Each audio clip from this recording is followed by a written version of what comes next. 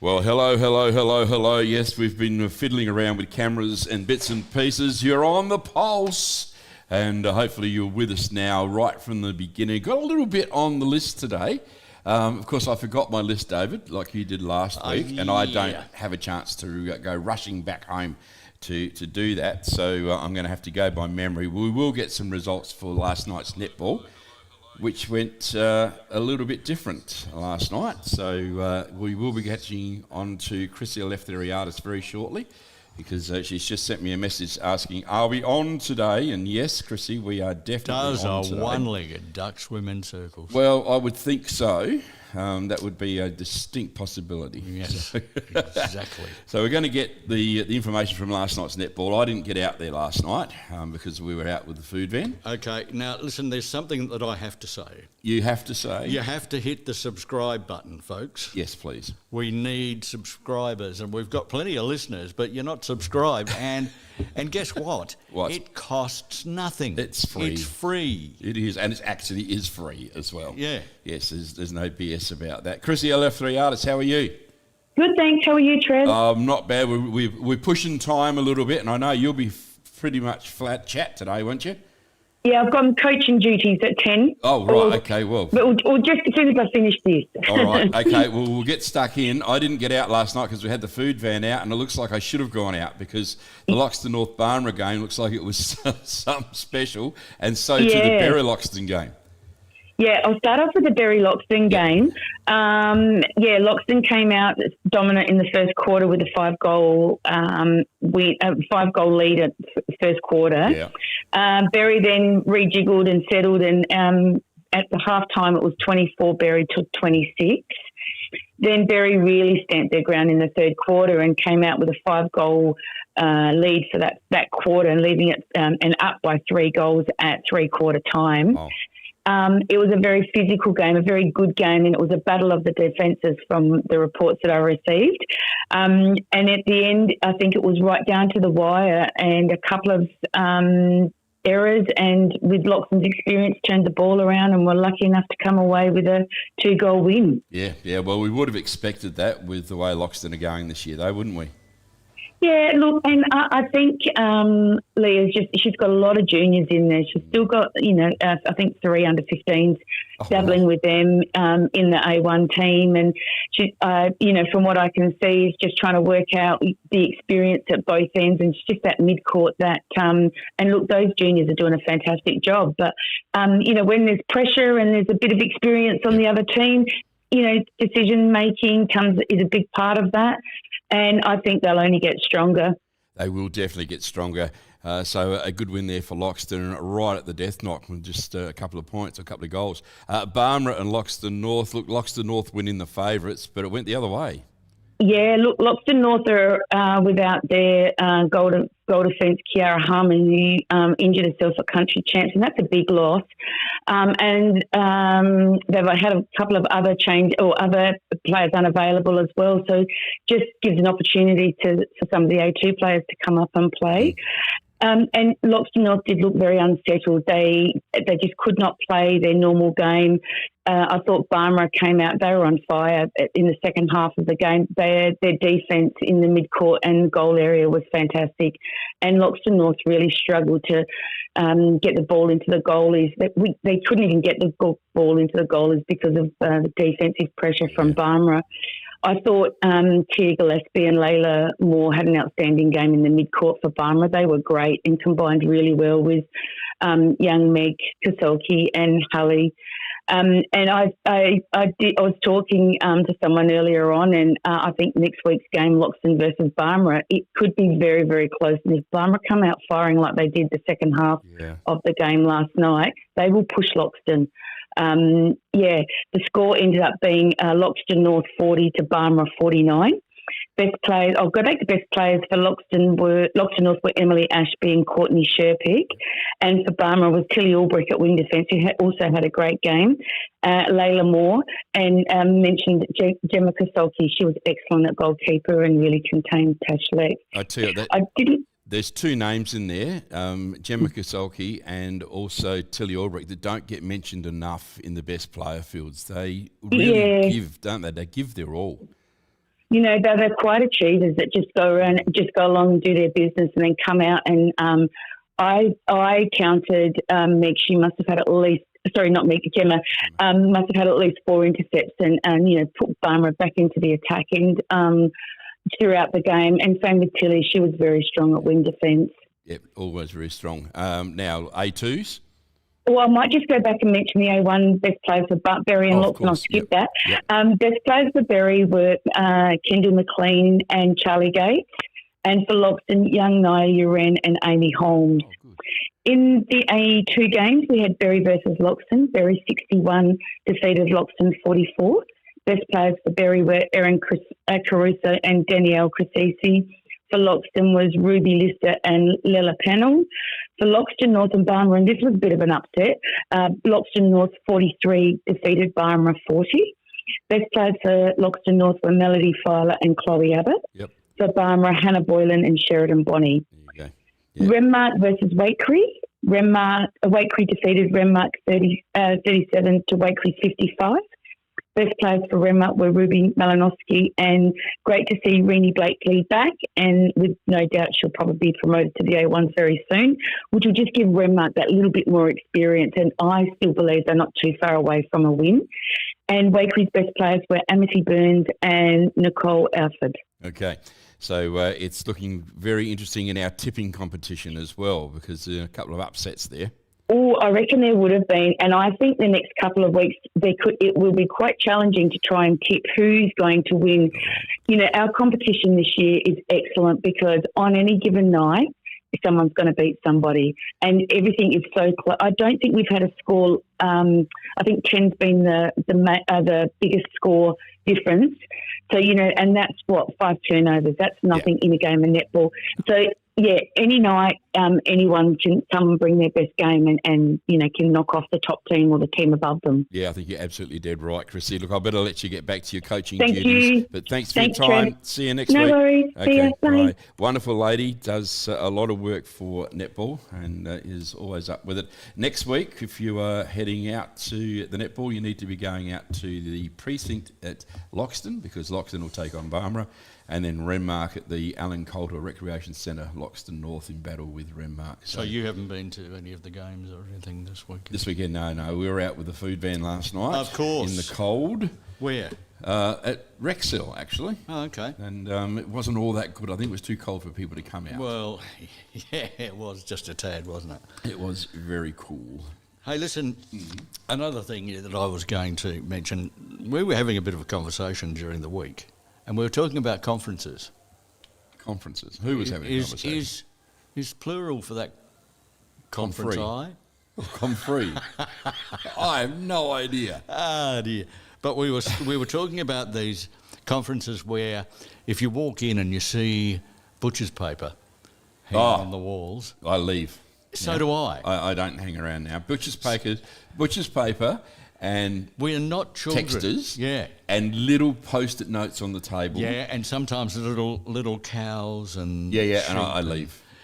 No, I mean that might have worked 20 years ago, but in primary school, but I tell which you was what, a lot more than 20 years ago. And I have to say, Kels also went to a particular conference in the last few weeks, and she walked in, saw that, turned around, and walked out. Did she really? Yep. Yeah.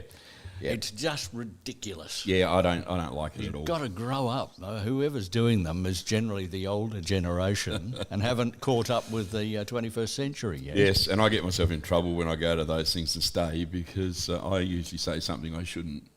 Yeah. Well, just looking at the butcher's paper is enough to make you say something you shouldn't. Absolutely. It should be in the butcher shop. Yeah, exactly. Where That's it what I reckon. belongs. That is for sure. Look, I don't have my running sheet, so I'm going to fly by the seat of my pants, and my pants are pretty broad. Too much info, Trev. Yeah, well, they're getting bigger. I'm going to ring Les because he'll be coaching very shortly. I just picked up the phone. How you doing, Les? Are you well? Yeah, I'm going good, mate. Just got a few changes in the A grade, but anyway. Let's have a look at last weekend's round, because round 7 had a surprising draw, which I don't think, nobody picked it. I know that. Barnum Monash 46, Berry 46. So Berry are on the ropes. They're coming. Yeah. And you know, when you have a look at this is how close the competition is, though, Trevor. You know, on any given day, anyone can win, and with a draw, it just really does show you exactly, or not you, the community, how close this A grade competition is, mate. Absolutely, it is pretty special, isn't it? At the It moment. really is. It must have been a great game to watch there at Barmer Oval last week. So, well done to both teams. Yep, that's for sure. Wakery and Loxton North, another close one, 2 points to Loxton North. Yeah, I might have picked that one too, Yeah, Trev. you did I reckon. actually, I reckon yes. I'm doing all right Yeah, there. you did. Look, without Jakey Spenceley, big loss again, to him. I don't think he had 2 weeks off, so he won't be playing this week either. Okay. So, but look, well done to Loxton North, and they're just going along as the sleeping giants at the moment. I think they've won 5 on the trot now, and they're in very good form. Right, okay, that's interesting. All right, Loxton and Renmark, well done to Loxton. A 31-point win over Renmark, which I didn't expect it to be that high. No, all through the second half, though, Trev. First half, there was nothing in it, and Loxton just ran over the top of them. And Grady Armfield was absolutely unbelievable. Like, at centre-half 40 showed his really true worth. So, but they've lost a couple out with injury this week, Loxton. Young Brock Salmon really severely concussed. His head hit the ground. Going for a mark. He's going to be out for, I think it's going to be more than 3 weeks, Trev. He's not actually travelling that well, young Brock, so we wish him all the best. We don't want to hear that, do we? No, we don't want to hear that, no. So, but unfortunately that's the sport, but, it wasn't a head clash or a shoulder, which is part of the game, and it was just an unfortunate incident. So, but look, well done to the Tigers. Yep, absolutely well done to the Tigers. Let's have a look at our current round 8 today, 20th of June, Renmark and Wakery. Renmark at home. Can they get a win this time? I'm tipping no. This again, it's a tough one, Trev. I know Wakery are sitting on top, and Top and but bottom like, clash, come on. yeah, well, but I don't know. Renmark can't be far off. I've picked them a couple of times and they've let me down, but I'm not going to pick them today, Trev. No, I'm going to pick Wakery. I'm with you. Okay. I'm going to pick Wakery. I think Wakery will take the chocolates home. You were starting to worry me there because when you do that, you know something behind the scenes. I was going to go Renmark, but I don't want. No, I think I'm going to go Wakery. Yep, that's how. I believe that's how difficult it is. I think it's all going to be under 3 goals. Yep. You'll be making decisions on the day when you see the weather and you get out there and see what attitudes there are when they're walking out. You watch. Let's go to Loxton North and Barmer and Monash. This is a big clash, this one. Huge clash, and look, I'm sticking with the Panthers. I don't hear of any injuries last week from the Panthers, and I don't hear nothing out of the Barmer camp, which I should, and I'm not near them. But look, the way the Panthers, they've won 5 on the trot, and their form is really good. I reckon Big Masood must be playing soon, so he'll be very close to playing today. He'll add a bit more strength in the mid. Look, they're going along good, the Panthers, and so who are you going for, Trev? Me, I've actually gone for Loxton North as well. Loxton North at home, Barmer and Monash with a few changes that I don't quite understand, which I understand one of them now. I've gone Loxton North this time around. Yep. Berry, Loxton. Berry. Still there, aren't they? Can Loxton take them on at home? Of course, Berry being at home. Yeah, Berry at the headquarters, and this is the broadcast game, is it not, Trev? I reckon it is. So, the boys at RM will be doing. Loxton's made a few changes. Berry at home, I reckon Loxton just got Berry last game. They've brought Luke Harder in at full forward. Yes. Which is a good positive thing for the Tigers with young Brock Salmon going out. I'll pick the Tigers in a very close one though, Trev. It's going to be tight. I probably should be picking Berry, but my heart's going with the Tigers, and I haven't gone with my heart all year. I've been going with my brain. Yes. There's not much of it. But look, I'm going to go with the Tigers, Trev. I'm just trying to remember where I went with it, so see if I can find it, because I can't remember. I only did it on Thursday. You know what I mean? I was just talking about this with Dave earlier. I've gone Yeah, I put my neck out and said Berry for that one. Yep. So I've gone Waikerie, Loxton North, and I put into the new guy, and I can't remember his name, Austin, that's right, Austin, over at Murray Pioneer. He's the new man that's taken over there. And I said I'll put my neck out and I'll say Berry. So that's what I've done.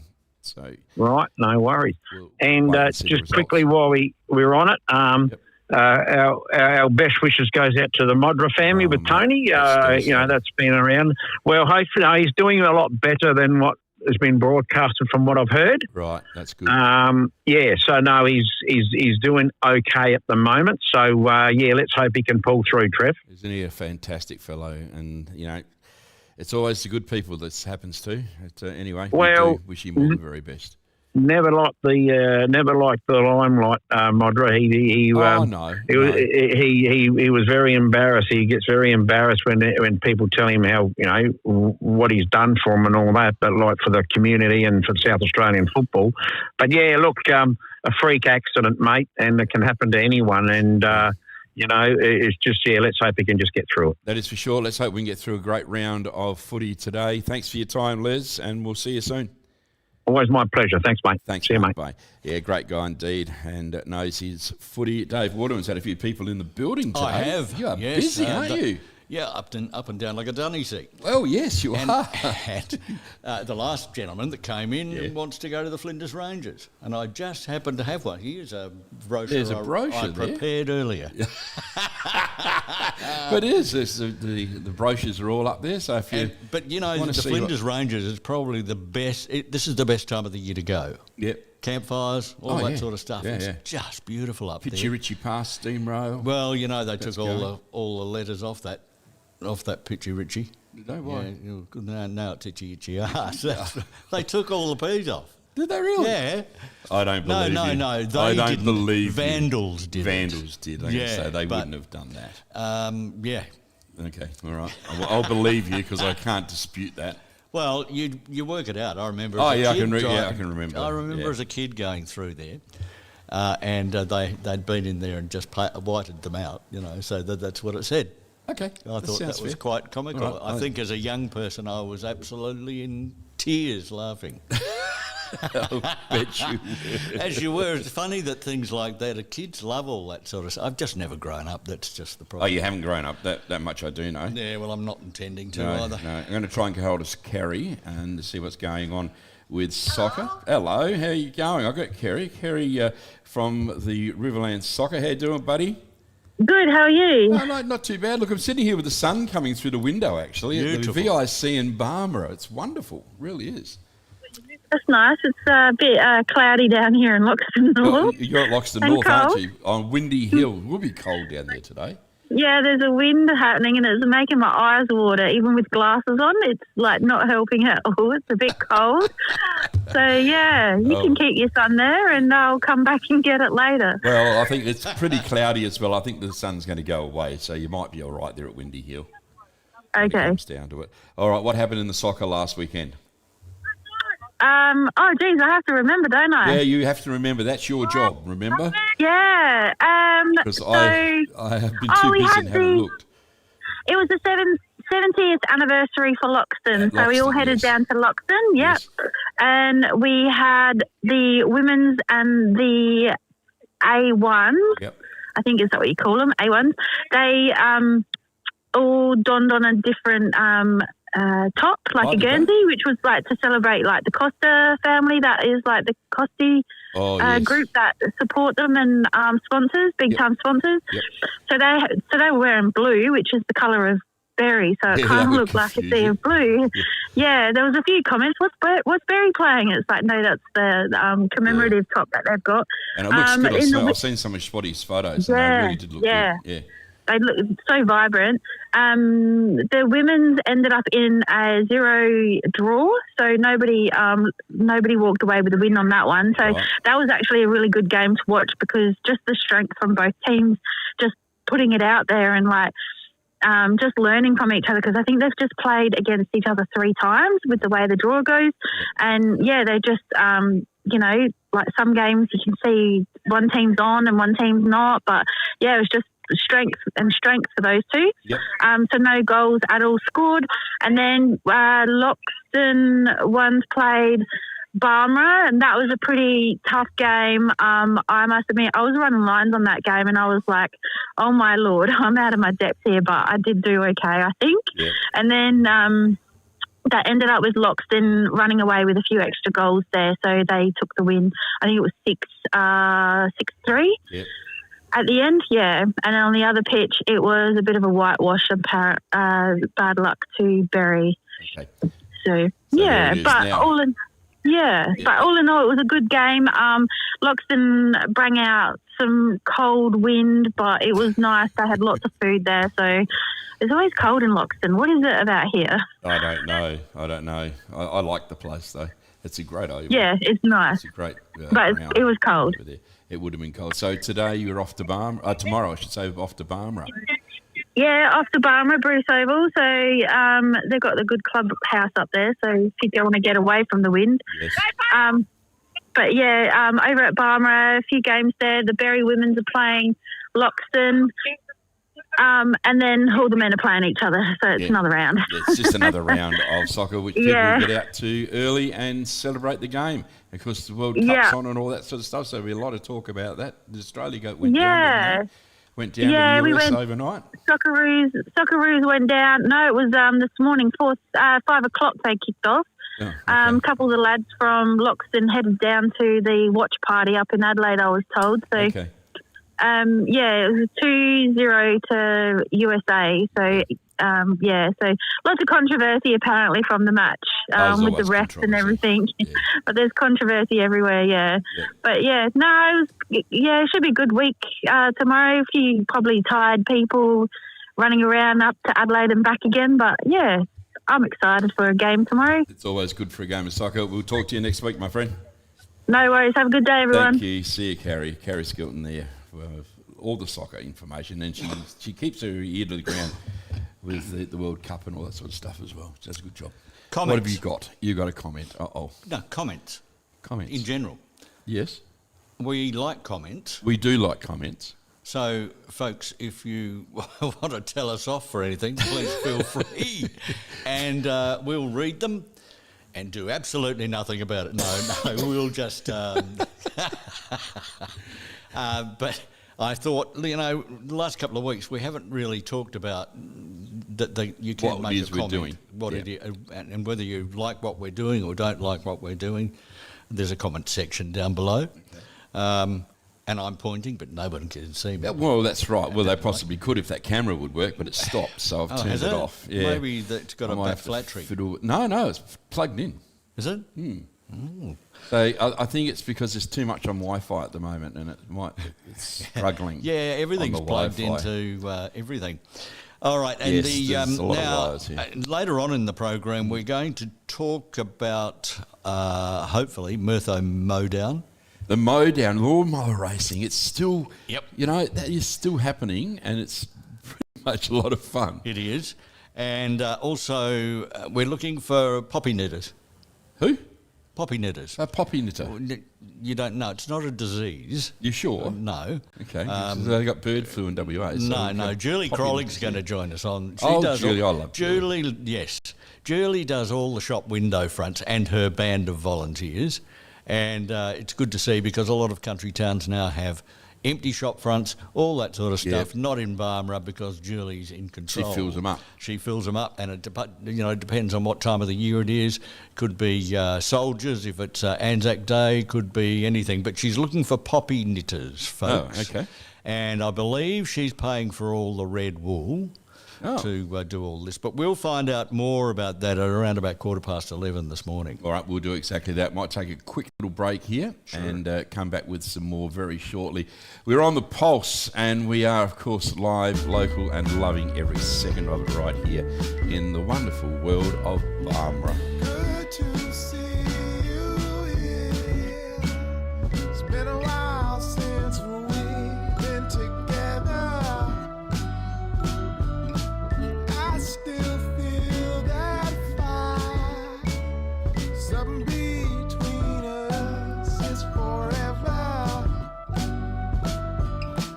Time can move.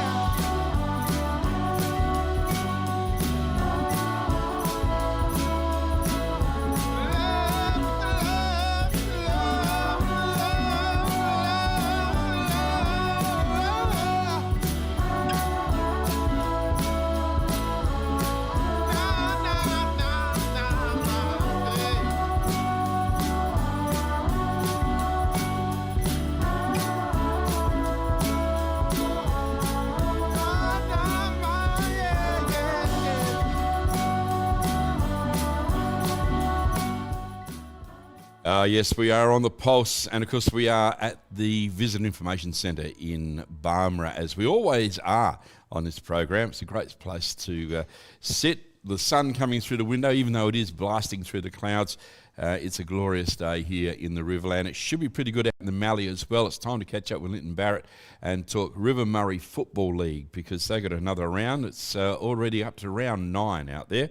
Round 10, but let's talk about the results of round 9. Let's go out to Linton. How you doing, buddy? Yeah, really good, mate. Yourself? Mate, not bad at all. Look, the rain's gone away. We've still got some cloud around. Is that what it's like out there in the Mallee as well? It is, yeah. I'm at Lameroo at the moment, and cold, fresh morning, but a beautiful morning. You know that it's going to warm up when the sun comes out. It's going to be cool. It's going to be 14, 15 degrees, but a great day for sport, though. No wind. The rain's gone for a few days. So, yeah, ideal for it. Yeah, you guys would be pretty happy with the amount of rain you've had, though, wouldn't you? Oh, this farming game's easy, mate. I don't know what everyone complains about. That's the comments you get when it rains. You do. So, yeah. No, we're very fortunate. We just, I don't know, during the last week, I think we've probably had 25 mil, just little bits. The best thing, Trev, is it's been steady. We haven't had runoff or anything like that. But in saying that, the paddocks are starting to get wet. You sort of drive out there with a sprayer and you're starting to leave some tracks and that, which again, I'm not grizzling. I'd much rather leave tracks than dust. Yep, so that is good. for sure. You don't want the dust. All right, let's look at last week's round, because we'll go straight to the Suns and Tail and Bend game. A 104-point win to the Southern Mallee. That's a big percentage, and does it tell us that Tail and Ben are really having to look at themselves? They are, mate, yeah. Unfortunately, just didn't recruit strong enough. Every side sort of goes up, 5-8% each year, and unfortunately, Tailem probably didn't even break even from what they lost to what they gained. And that's not criticism of the players that have come in. It just is what it is, basically. You've got to keep improving to sort of close the gap between, with Taylor on the middle rung and where they're at the moment. But injuries too, Brody Edwards, they're by far their best player, their captain, injured, along with a lot of others. So, but, you got to go with what you can go with. And they were competitive early. I thought Zander was really good. Cam Zander was really competitive. And Kane Mason, most of their best players are in the back lines, because that's where the ball lived for most of the game. I thought Ned Hughes, he's a young player, still, I think he's still learning. I think eventually he'll be a midfielder, but learning his craft. But he was good down back. But the Southern Suns, that was the best four-quarter game they've had all year. Very consistent early. They absorbed the pressure, kicked 2 or 3 goals in the first quarter, and then second quarter, 7-0, I think it was, in wet conditions. And they handled the ball really cleanly, which, in wet weather is hard to do. But, I thought their bottom 5 really contributed. And no disrespect to the bottom 5, but I thought Alex Zazakis handled the ball a lot better. Mitch Kingston, played his wing position really well. So that's country footy. It's not your top 5, it's your bottom 5 and how they contribute. And the Suns got a real good contribution from those lads. Shannon Jones, outstanding. Jackson Fox had his best game. Overall, it was a great team effort. Struggled to find a passenger for the Suns. For Taylor, they just got to sort of stick at it, keep getting time into their young fellas, and get busy in the off-season. Yep, they certainly do. But, hey, all teams go through that at some stage. We do. I mean, back in the day, Lameroo South, we went a couple of years without winning a game, but some of my most enjoyable times involved with a football club, because it is what it is. We're all local back then, but we didn't win much footy, but we had a pretty good time off the field. Let's go to the next game. The Imperials against the Cats. We all thought the Cats were unbeatable. No, certainly I did. I just thought, as I mentioned last week, the strongest side on paper, but not many games of footy are won on paper. I watched quite a bit of this game on the telecast, and I just felt that, Imps were hanging in there, but were they going to be sustained? Was it going to be sustainable over 4? And it certainly was. Their last quarter, where they kicked 4 goals to zip, absolutely no score for the Cats, and that's just unheard of with the setup, the forward setup that the Cats have got. But Imps at this stage, I think they're the most improved club. even though they just missed out on playing a grand final. The style of footy and the buy-in from, again, I talk about the bottom five, Shencher and Daniels and Morelli and these blokes. They're playing a really strong role for their team. But as you might have seen, Trev, 10 goals from Johnny Boras. Johnny Boras probably getting towards the end of his career, but this bloke's kicked hundreds of goals, and to kick 10 against a quality side in damp conditions is just unheard of in these days, especially the way the game's played now with, sort of big numbers pushing back. Outstanding. Will Crane, I think he nearly had 40 possessions again, so going really well. For the Cats, they'll bounce back. I mean, people say, you've got to have a little bit of a downer. Yeah, I'm not sure about that. I think good coaches. I don't think you have to either, mate. I don't think it doesn't do any harm. That's dead right. And it's how you respond to it. Do you sort of say, well, we were actually beaten by a better side. They structured better than us. So even though, they're a cracking side, the Cats, they still got a little bit of work to do. They'll bounce back. But again, Siddiford was really good. Henry Turner back from Norwood. You can see how he's developed his game playing in a high standard. So that was good. But great win by the Imperials, and it's definitely a 3-horse race as it stands at the moment. It's getting very interesting, isn't it? As we always said it would. I didn't think it was going to get this interesting, though. To be honest. Maipo and Jervois, no surprises there. 82 points to Jervois. No. What can you say, mate? I try and find positives with Maipo each week. All I can say is they try hard. Maybe restricting Jervois to only 15 goals, but 15, 17, that could have been 23 or 24, so it's a big blowout. For Jervois, they're travelling beautifully, getting more time into their younger players. I think they debuted another 3 on the weekend. Very well organised football club. They look at what they're doing and they see, well, we're going to finish top 1 or 2, so why do we flog our old fellas? Let's give them time to, make sure they're fit when they come back, like Tate, Silverlock and these blokes. So they're travelling beautiful. Maipo, as we say every week, just got to stick at it. Yep, they will stick at it. And, of course, the big one, the one that broke my heart on Saturday night when I looked it up, Manham going 26 points ahead of the Mallee Districts, the good old Storm. But it still wasn't that big I would say if you were there watching, it wouldn't have been that big a gap. Yeah. Very similar scoreline to when Manham played the Suns. Yeah. Even first quarter, but the second quarter, Manham were outstanding, and it looks like the same with against the Storm, kicking 7 goals to 1 or 2 or a few. So that's where they got that sort of 25-point break. And to the Storm's credit, they sort of that break or that margin didn't change. They didn't fight back, but they didn't let it blow out. Which whereas probably in the last few years it would have, would have ended up being a 60 or 70-point loss. So that's where they've improved.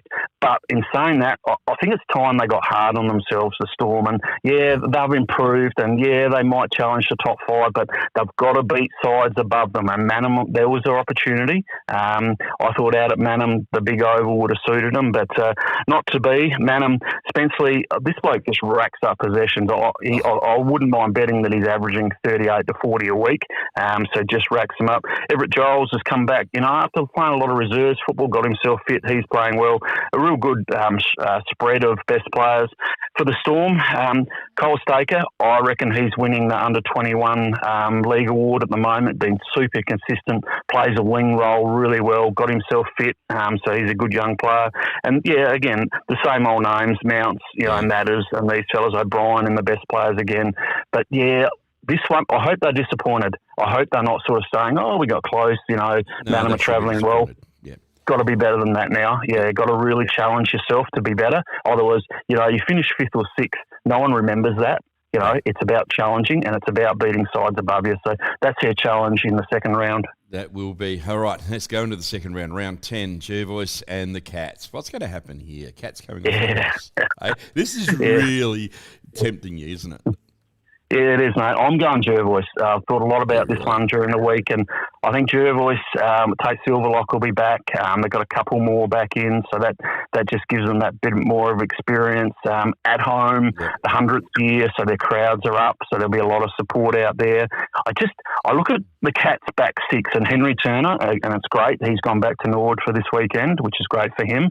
But their back 6, just a few little weaknesses there. Brodie Martin's the key, so he plays plays that sort of sweeping role across half-back, you can't let him, you've got to make him man up. So you've got to send someone to him to make him accountable. So that's a challenge for Jervois, and they'll sort that out. I just reckon Jervois's, scoring power is a bit better at the moment than the Cats. I think Dan Menzel will play. Just on form, I'm going to go Jervois in a cracking game. This one could be a prelude to the grand final, but I just reckon Jervois just travelling a little bit better at the moment. All right, well, I'm boring. I went Cats. You can do that. No, well, rightly so. They've only lost 2 games in 2 years, so how can we pick against them? But I just reckon, just at the moment, Jervois, they're going quite well. Yeah, fair enough. Ramblers and Manham. I've gone Manham, but it's Ramblers at home. Yep.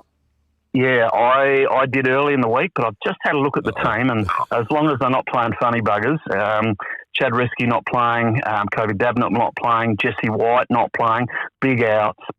So that's where the improvement has come this year, mainly Jesse White, just giving them first use at stoppage and that. So I think I'm going to go an upset, a huge upset. The big in for Ramblers is Sam Pfeiffer. So Sam, previously from Ramblers, spent time at the Adelaide Crows as a top-up, was at Sturt, at Ardrossan at the moment, must have a week off over there.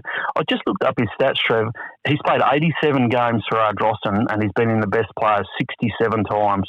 That is just super consistent. That's as good as you'll see. So the advantage with Sam coming back in is it allows Alex Pfeiffer to push forward and increase their scoring capacity. So I think in a huge upset, Ramblers at home, I think they might just get over the line. Oh, wow, that'll be the upset of the weekend if that happens. It will. You watch, Manham will beat them by 10 goals and I'll be made to look like a fool, but that's all right. I'm used to that. That's all good. Mate, you've got to have a stab at it, don't you? Southern Suns and Maipo, an easy pick, even it's being played at Lameroo, so you'll be at home all day. It's going to be an easy one for the Suns, isn't it? It should be. And again, I just look forward to Maipo getting more time into the young fellas. I see Cam Schubert's back from West. Yep. Phone dropped out. Wouldn't you just know it? Right when we get to the right end of the thing. Oh, I do hate that when that happens, but that's all right. We'll bring you straight back live on the World Wide Web and see if we can get him back.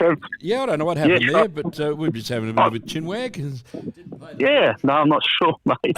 But anyhow, I'm back. I'm back. Who knows? Anything can happen with Telstra. They're absolutely. So yeah, it's going to be the Suns over Maipo, and as you're saying, Maipo, they're going to learn a lot. They will, and that's what they've got to do. Just try and find small positives, try and win minutes rather than quarters and things like that. But the Suns, the new players, Joe Howard, Chester Forster, Jackson Fox, are really starting to hit their straps now, and it takes a while to adjust to a new league. So they're travelling well. Brodie Gunn was really good in his first game, so he gets another game at league level this week. So they should win. Big day at Lameroo, Ladies' Day, and also 2016 B-grade Premiership reunion. It'll be a big crowd at Lameroo on a beautiful day. So, Suns, they should win well, but I'm hoping that Maipo challenge for a fair period. Yeah, I think you might be right. Southern Mallee will get through there nicely. And this one is breaking my heart, this one. Johnston Park is the venue, the Imps and the Storm. I can't pick the Storm here. I really can't. No, you can't. No, again, it's about how close the Storm can get. He's gone again. I think it was pretty even at three-quarter time. Imps just sort of ran over the top of them in the end. So, they've just got to find a way. Imps' back six are really strong. James Clark, I've only seen him the last 4 years, but he's outstanding, getting towards the end of his career. So reads the ball really well. Cam Ball, really strong back there. Carroll, there's heaps of them. So really strong back six. So the Storm, their challenge is to kick a winning score. And they've just got to get creative. They've got to find a way. I think they've got to make the oval big, go sideways and sort of try and go around the wall that Imps put up across their back 50. So going to need big games. Well, it's got to be a team effort. That's the only way they're going to get over the line against Imps. But, Imps are just travelling really well structured, well coached. A lot of pluses for Imps at the moment. But the Storm, if they're the real deal, they've got a challenge, and let's see how close they can get. This is the challenge that they need. Yep. Dead right. Yes. Yeah, and as the draw works out, Trev, they've got 4 or 5 tough games now. And then they come home probably against sides that are below them. So they've got to stay in touch, and they've got to pull one back over the Suns, because if you remember, the Suns got over Imps round 2, I think it was, by a point. So yeah, they've got to find a way of beating a side above them to get on an even keel with the Suns. So let's see if that can happen this weekend. Let the storm blow in, but I'm still going to go Imps just to be safe. I think you've got to, mate. Yeah, I know you don't want to. I know it's killing you, but I think you're going to have to. It's really hurting. Mate, thanks for your time. Enjoy your day at the footy. We'll talk to you next week. Will do. Thanks, Trev. Thanks, Lytton Barrett there, out there at Lamoureux. He's a broadacre farmer and he knows his footy very well. So the ladder as it stands out there at the River Murray at the moment is still Jervois sitting on top of the Cats. Now, we didn't expect to see that.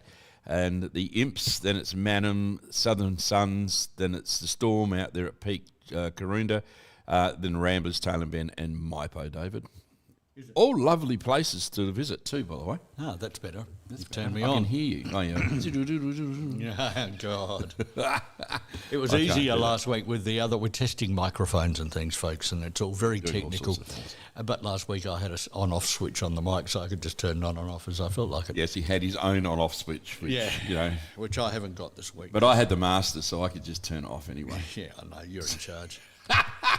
That's trying the to make me first feel time bad? in my life. Yeah. Only here, not at home. Oh, definitely not at home. Definitely not at home. Funny about that, isn't it? Pat's probably listening at the moment, so Would I'll she behave. Do you think? Maybe. She could be. Thanks, Pat. She for knows how to lunch. find us. That's very nice of you. Yeah, Dave got spoilt again today. I love it when I'm spoilt by your wife. I was about to walk out the door and she said, "Oh, I'll take this for Dave. He's for his tea tonight." And it will be too. And it'll be as hot as Hades. Oh, absolutely. The Because only she way always I puts like it. more chili in for you. Well, if she doesn't, I just add more. And I've you- got chili bushes in the garden. Me. Okay. All right. Now, you've been busy. What are people coming in and asking about at the moment here at the Visitor Information Centre in Barbara? Well, they're listening to you. That last lot was listening to you. Oh, were they? Yeah, they wanted to know. They said, "Is it on in Renmark tonight, this afternoon?" Because that's where we're staying tonight. Oh, right. So they're going to They're Renmark Oval. going to go back to Renmark Oval, and bought a Barmer hat and a few other bits. Oh, and very pieces. cool. Yeah. Very cool. And I tried to charge them $18 because that's what the computer said, and then there's a barcode on there that tells me it's $10. So I used the wand. And that way, does that make sense? The Probably magic not. wand. Yeah. But Are you anyway. a warlock or a witch? With your magic wand. God. Definitely not either. Either. Of those. No magic those. powers? No magic powers, I'm afraid. Used to when I was younger, but, I'm too old now, and I'll fart. Oh, so you used to be able to point the bone and things like that? Oh, my God. Ouija boards. Oh, the Ouija boards. Oh, my Did goodness. you love me. them? No. No, I didn't believe them either. Well, no, not when everyone's hands on there, because anybody could be course. pushing from anywhere, couldn't course they? they? We used to go to. I don't believe in any of that stuff, actually. I went to a couple of those Ouija board nights. Yeah. In a very old house in North Adelaide, and it was almost like it was haunted. It looked that way. Yeah, really? Cool. And candles going out and all that stuff. And I still walked out the front door and said, "What a load of I did unmitigated the same thing. quadsutters." Oh, I do the same thing every time they do something like that. These people reckon they can talk to dead people. Well, I be silly. spoke to my mother after she passed. But she didn't answer back. No. Like talking to Digby, he doesn't answer. He doesn't answer back either. And he's alive. Anyway, I had one on air one day. I can't remember which radio station it was now, one of the many. And she said that my mum wanted me to talk to her. She wanted to talk to me or something. And I said, "Oh, that's all right." I said on air, I said, "I'll give her a ring when I hang up from you and see what she wants." Because she was alive and well. do you know, when I was doing afternoons with Joan Hanger on 5DN many years ago, we were talking about recipes or something, scone recipes or something like that, and she said the best one I ever did was Auntie Elsie's. And I said, "Well, see if you can get it back." She said, "I'd have to dig her up." Goodness me. Now, what do you got coming up? Because I know you've been up there. No, I was just saying that a lot of people have been interested in the internment camp this morning. Oh, good. Good. So they've been having a read through. Rosemary stuff. Gow would be She'd be very happy. pleased. Yeah. Yeah. And also, speaking on buildings around Barmera, we had a bit of a meeting with council yesterday about the Rockies museum across the road from us. Yes. And it looks like we're getting things done. I don't know how quickly it'll be done, but Well, that's good. could be a 'Cause little while. I'm sitting here looking at it going, it really should be open for all of these visitors. that are Absolutely, and here. weekends especially. Yeah, absolutely. It's such a shame. And there's so much information in there. Yeah, That yeah. it's, and out the back as well. You just walk around those hands in the concrete. Yeah. And there's so many names that will come back to you. If you're a country music fan, or even slightly, there are names that you'll remember. Have you seen the aerial shots of Yeah, it that looks section great. out the back? Doesn't it look incredible? Yeah, it really does. I haven't seen any feet in there. They weren't being tested for concrete boots or anything. No, there's no feet in there. No, oh my goodness. Only hands. Waterman would do that. Ah, dear, oh dear. That's the way the mop Uncontrollable. flops. He really is uncontrollable. You try and control him. Only sometimes. All right. What else do you want to do? Look, I don't know. I've made your coffee. Yes. Anything else you want me to do? No, weren't we going to talk about knitting poppies? Yeah, well, we are. What's the time? I'll tell you what I might do here, right? It's a bit early, yeah? Yeah, look, Love Day 4x4 have got an event coming up. Yes, let's speak to Tony. And I'm not too sure what that event might be. Neither am I. So Tony Watley's here. We're going to try and call him, all right? I didn't give him a time. I sent him a text message last night. Of course, he's out there at Love Day 4x4 Park, and you just never know. Gee, it'd be nice and muddy out there, wouldn't it, at the moment? They'd be loving it. There's a running race going on out there. Hello, here's Tony Watley. Let's go straight to Tony Watley, shall we? Hey, Tony, how you doing, mate? Yeah, not too bad, not too bad. Mate, you're on the pulse on the internet. How's that? Yeah, I'm just... That's your podcast, isn't it? That's my new little podcast, which is starting to pick up some feet and run a bit, which is great. Yes. No, I actually did look it up the other day. Yeah, not too thank bad. you. I watched a bit of it. Yeah, and Yeah. it'll be good for me to plug into my phone, I think, when I'm sitting in the Greater Graydon Roads. Absolutely. You can get it on Spotify as well. All right? Oh, so you perfect. don't have to Yep. put up with the video. You can just get it straight on Spotify. So anywhere you that like. link goes up. We're trying to boost it. And it will go on Facebook eventually, but you've got a time limit before you can go live on Facebook. So Righto. we're just Yep, living that yep. out at the moment. 60 days. I think we're about 15 It's like a days penance, into it. really, isn't it? I think Like it a is jail penance. term. Yeah, it could be. Yeah, yeah. They're just testing you first to see whether you're worthy. Well, yeah, and to make sure you're not going to do anything silly and say That's it, silly yep, things yep. and be naughty like Kyle. You know, you don't want that sort of Oh, stuff. my God. Oh, my goodness. Now he's teamed up with Pauline. Anyway, that is completely off subject. What's going on out there? There's a big event coming up, they tell me. Yes, well, there's a few actually. There's Yeah. the Love Day 400, obviously, the big national event coming up. But prior to that, we've got our Love Day Off-Road Series, which is our kids racing and trophy karts and antiques, the over 60s and all that. So we've got Antiques. a They are few of the them. over 60s, are they? The antiques. Yep, that's it. If you're over 60, we call you antique, or Right. 55 for women. We give them a bit of grace there. So, yep. Yeah. How to get yourself in trouble in one easy lesson. You are a legend. You really are. So all of those events are fast approaching by the look of it. Yeah, so the 4th of July weekend is Love Day Off-Road Series. So we've got kids from 10 to 15-year-olds. They race the kids racing. We've got rookies, which was everyone in between. And then antiques is sort of over 60s, but it's also cars pre-1995, off-road cars. Yeah, Tony, that's Sort of how getting I out read the it. sheds. I didn't read it Yeah. as the drivers being the antiques. I read it as the vehicles being antiques. Yeah, no, both ends of the spectrum. Yep. It's one or the other. Yep. Love it. And then obviously, the trophy carts, which are called MX trucks now. So Oh, are they? Okay. that's race, which is that's really cool. I get a lot of laughs out of that. You get 10 and 11-year-olds racing around there. Oh, and they were great. They're pretty quick. Remember that year I came out and was a part of all of that? That was just some of the best Yep. racing, those trophy cars. Yep. And then, the 24th, 25th, 26th of July is, round 3 of the Australian Championship. So, the big bangers come in, all the big cars and trophy trucks and Yeah, everything. And, And that's always fantastic. It's brought to you by Barossa Auto Group and Nixon Excavators too, by the way, guys and girls. So that's it. Yep. No, and this year we've got a full-blown live stream running. Shane Hutt, who used to, he cut his teeth back in the wide world of sports days. He's going to be running that. It's a big thing for us. Yeah, it is. So that'll be pretty good. That goes worldwide actually, because we get a lot of following in the States because of the the Mason and the guys at Trophy Trucks do well at my event. So, Yes. Yep. yeah, it gets a good following. And Tony, what's the ground like out there at the moment? I mean, do you guys prefer it to be mud and slush, or do you prefer it to be dry? dry. No one likes mud. Mud wrecks stuff. Yep. Yeah, okay. Yep, no. We're actually, at the moment, I'm up in Port Germain. We're meant to be racing here today, but we had 40 mil of rain overnight and the water's 2 feet deep in some spots, so the event's cancelled. So we're just twiddling our thumbs and slowly packing up, ready to head back home. Yeah. So, All right, that's but no. like a bummer, but it's it's safety Dry first. dust.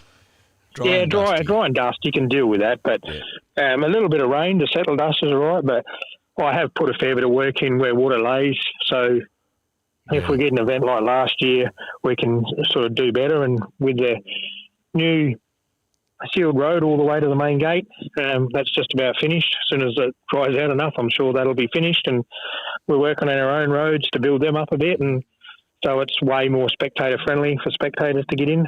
Do you remember, Trev, going back a few years ago? It was probably about 6 years or 7 years ago when I was on air with you breakfast on a Tuesday morning, and you suggested that I put my four-wheel drive ML Mercedes through there, and Tony said, "That's all right, they float." Yes. And I go back away. so I sold it immediately. Yeah, Tony. he did. he did sell it, yes. But anyway, and I said to you then, I've got to get out there because I haven't been out there, and guess what? Still haven't been out there. Haven't you? No. Well, we'll have to jump into the Colorado and go out there and Yeah, show you a that's place. We might do that over good idea. that July weekend, or maybe, the July the 4th would be a good one to go out and see the kids. Yeah. The kids and the Absolutely. Yeah, antiques. that's it. Yeah, that's it. Come and hang out with some of the old fogies out there. Yeah. Well, I'm that's older it. than most of them, Tony, so, that's the way it goes. Oh, you'll fit in. You'll fit in. Yeah. That he will. Now, did I see also, Tone, that you've got some form of running race or something going on here? Yes. So, Hayden contacted me a while back. He's right into this Ultra Backyard series, which is a 6.7K.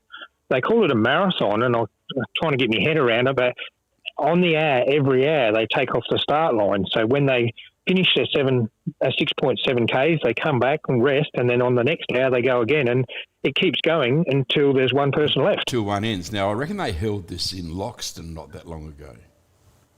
Yeah, I'm not too sure. It was sort of the first I'd ever heard of it, and Hayden's right behind it, and it sounds like they got a lot of sport. And they just were looking for somewhere, just a good venue to hold it. And when I met the bloke, I went, "Yep, he's full of energy. He'll do. Yeah, he'll work. He'll make it work." And he's really, really good. And so, it's I suppose a different demographic we're bringing into the area and into the park. And Tony, hats off to you, because it's diversifying your property out there into something totally different. Yep. So it's more than canoes. It's more than It'll be the hub. Camping and the lake and that. And the 4-wheel drive and the off-road and the kids racing. And now you've got running races. My goodness. Yeah, well, we used to do our Dirt Wars Survivor and our Tacker Attack years ago with all the obstacle course stuff, but that was a lot of work, and, I got a bit older, so but I don't know, 6.7Ks, I reckon I might have a crack at that in the canyon. Yeah, the 0.7 would probably see me ended. The 6 would never happen.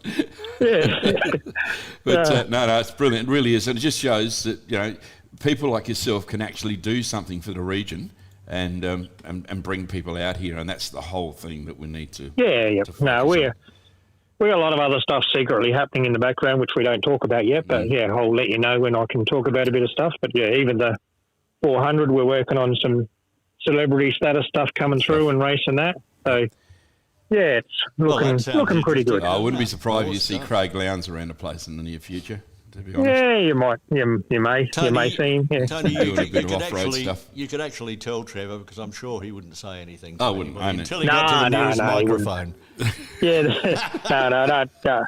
That's it. No, I'm not going to tell you that Craig Lowndes and Robbie Madison will race my event. That's for sure. Definitely not. Yeah, exactly. Yeah. It doesn't take much to put 2 and 2 together, Tony. No, that's it. Yeah, Lowndes, who was out there not that long ago. Yeah, no, he's out there, and he's been here a few times now. We don't publicise it when he's doing that sort of stuff, because it's sort of, we got work to do with him and do what we do. And same when Robbie came down, we did the same thing. And it was just a work in progress. They're busy guys. They know what they want to do, but yeah, they don't do anything unless they make money out of it because that's their life. So they got to find the sponsorship to do it. So and they do it very well, and they're really good people to work with. That is for they sure. are. They're good. Yeah. And now, what happened at the Fink, Tone? Yeah, well, we're How going did all Toby right. go? Did he break it again? Well, we prologue fourth, which we were pretty impressed with, considering we built our car, and so that was a good start. And then running nice. We running our live stream out of the car with Starlink, which was awesome. And and then I got a message come through the alternator's not working. So I went, and it just turned out the little exciter globe had somehow cracked and fallen out. Of course, yeah. So, and then, one thing leads to another, and before we know it, we had no fuel pressure, and we backfired, and, now we are rebuilding an engine. So, okay. No, well, the Fink is the Fink, and it will take its toll on anything. You've got to be so well prepared, don't you? Oh, it's off-road racing in general. It's one of the toughest motorsports out there. There's no other motorsport that you're excited if 50% of the field finishes. Most motorsports, it's 100%, whereas we get 50%. That's been a good year. It's a great sport. It really is. And for you to be consistently bringing it to the Riverland month after month after month is, again, hats off to you. You know my thoughts and feelings about what you do. Yeah, no, that's it. Yeah. It's just fantastic. Me and Jody want to keep doing it and keep kicking some goals here and there and promoting what we do around the world now. So it's good. Yeah. No, you're doing good things, and hopefully you get recognised for it officially on Monday. Sure you will. Mate. Yeah, that's it. Yeah, as long as we're happy. We enjoy our life doing what we're doing, and it's a good lifestyle. And it's all that matters, my friend. That you're happy, and the family's doing what they want to do, and Toby's still going around, and everything's good. Mate, no, that's it. I'll let you go, but we will try and stay in touch between now and all of your events, and hopefully we'll keep the pulse running in and let people know what's going on. Absolutely. No, that's it. Not a problem. Thanks, buddy. Take care. Right, thank you. See you. Catch you. Tony Watley there out at Love Day 4x4. If you've never been out there and you are a local, please do so. Get out there and have a bit of a look. Is that comment, is that directed at me? No, I've already sorted you. We'll be going out there sometime in July. Oh, right, okay. Last time I went out we go in there, your car? I did a broadcast from there for the Love Day 400, and it rained the night before. So mud and slush. Well, my white car was a nice shade of baby poo brown. Best way to describe it. Baby poo. And when I took it off to get it to wash it, it left big lumps of mud in the car Don't wash. you hate that? I know, I hosed it all out for the next person. Did you? Yeah, because a lot of people don't. They just they don't. dump and run. Yeah, and that's not very nice. No, it's not. It's not very nice. But yeah, it was an interesting day out, so enjoyed that one. Yeah, so we might go out and do that, although internet is a problem out there. Is it? Yes, but Starlink fixes that. Of course it does. It fixes all sorts. I can see us having dishes on top of the cars. Do you know in America? It's already happening, David. Look, it is Starlink, in America, you can and put it in your I've car. always watched these guys that are photojournalists. Oh yes, And they run around Los Angeles with their cameras and all sorts of things, and then they sell it to the networks. But this one guy had these that looked like little pucks, little what do you call them? Hockey pucks. Oh yeah. And 4 of them on his Hockey roof. pucks, yeah. 100 miles an hour down the highway, and he's got internet as clear as a bell. Yep, absolutely. Yep. So it's been around for a while. Yeah, it's nothing new, that is for sure. It's just the rest of the world's starting to catch up Yeah, I think so. with it, and it's very good. I've got the Starlink at home now, and it's just absolutely brilliant. Is it? Here I am, an ad for Starlink, but it's just working Elon very Musk shouldn't be an ad for him. well. It shouldn't be, but you know what? He doesn't. A lot of the stuff he does, I don't really go along with. But this is a ripper. I reckon there's stuff that comes under his heading that he wouldn't even know he's got. He wouldn't even know. No. All right, let's have a break and then we'll come back. You want a talk. break, do you? Yeah, I want a break, and then we'll come back and talk about poppy knitters. Who? Poppy knitters. Poppy knitters. What's a poppy knitter? That Oh, does are you going to knit? No.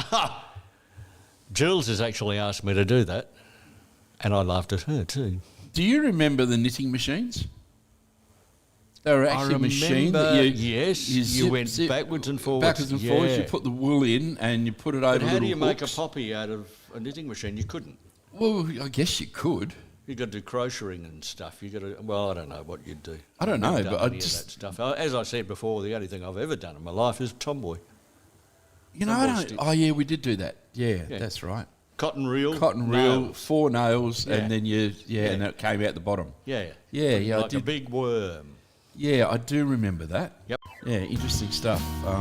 It's funny this stuff should come to mind on a day like this, isn't it? Yes, well, small minds. Oh, now come on. Dear. Don't forget, folks, we He's hard to need do with. subscribers. We need your comments in the comments below. If you want us to shut up, just tell us to shut up. It won't happen. And we won't. It'll never happen. It won't happen. All right, I don't know if that's playing or not, but anyway, we'll see. Gone away. I'm gone away. And the sun gonna shine on a brand new day.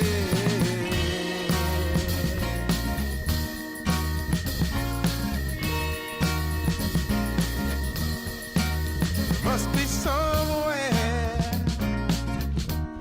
Welcome me into the fold. Blooming flowers, as much as I can hold. I'm gone away. I'm gone away. I'm gone away. And the sun gonna shine on a brand new day for me. A brand new day for love. Brand new day for me. Brand new day for love. Yeah, I'm motorboating.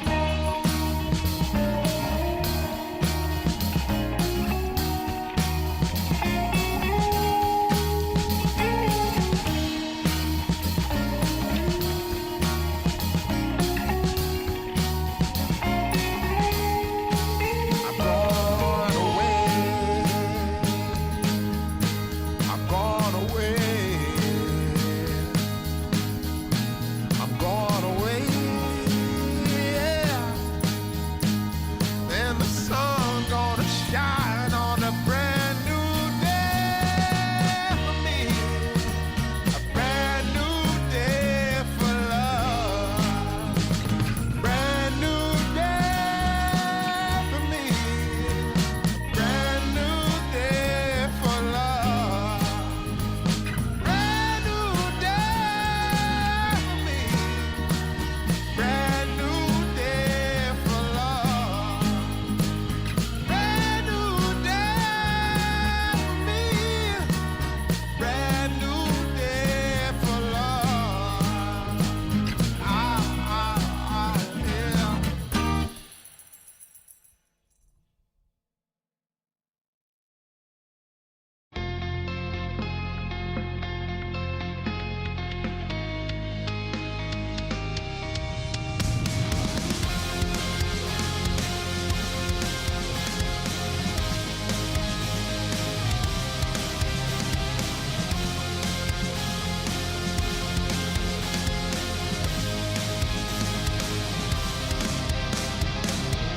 Racing my own thoughts into the silence, seeking the guidance I forgot. It's somewhere lost, lost to the cages, cages of chaos. I forgot. Somewhere it must be written. I just lost my access to the map. You're on the pulse with Trev and Dave, You and are. we didn't want to listen to any more music because Who was that? Did I hear somebody trying to be strangled? yeah, I don't know what it was. Just don't pick on my music, all right? You'll have to sing. Oh no! My goodness me, that would be disgraceful. You got flies in your building, and they're getting in my coffee. I'll. Can I report that to the landlord, please? Yes, I'm the landlord as well. Oh, well, it's not going to get me anywhere, is it? That's what I said. Tell me something. Tell or you another. something. I'll tell you And something. Put it in the comments down below, Trev. Okay. And I'll do nothing about it. Right. Okay, let's talk about this disease I was talking about. Which Disease? Is, poppy, the poppy poppy knitters. disease. Poppy knitters. Poppy we thought knitters. we'd find out more about all this. Julie Crollig, good morning to you. Are you there, Hello, Julie. Hang on, there she is. Yeah, she's there. Are you there? Yep, I am here. And are you being very rude about our coffee? No. No, the coffee's Good, fine. I'm pleased. No, the poppy. Oh, the poppy. No, not rude. No. I was just saying it sounds like a disease, doesn't it? If you say it quickly, poppy knitters, it sounds like a disease of some description. It nearly does, doesn't it? It does. But it isn't. No, I know. That's a good thing. I was singing your praises earlier this morning about a lot of towns that have empty shops, and we don't up here. No, we don't. We don't. We're lucky. Yeah, exactly right. Now, tell me, first up, how long has this been going on? I mean, it's been going for a few years now, hasn't it? Decorating shops. I knew you were going to ask that one. Good. We actually started in 2019. How's that? Really? Yeah. That long ago? Where'd that time go? Yeah. I know. Because we just moved back from New South Wales. Oh, okay. And at that stage, there were a few empty windows. Yes. And I went to a meeting, and Julie opened her mouth as usual and said, "Wouldn't it be great if?" Yes. And that's where it started. And they all pointed to you. And you're still doing it, Julie.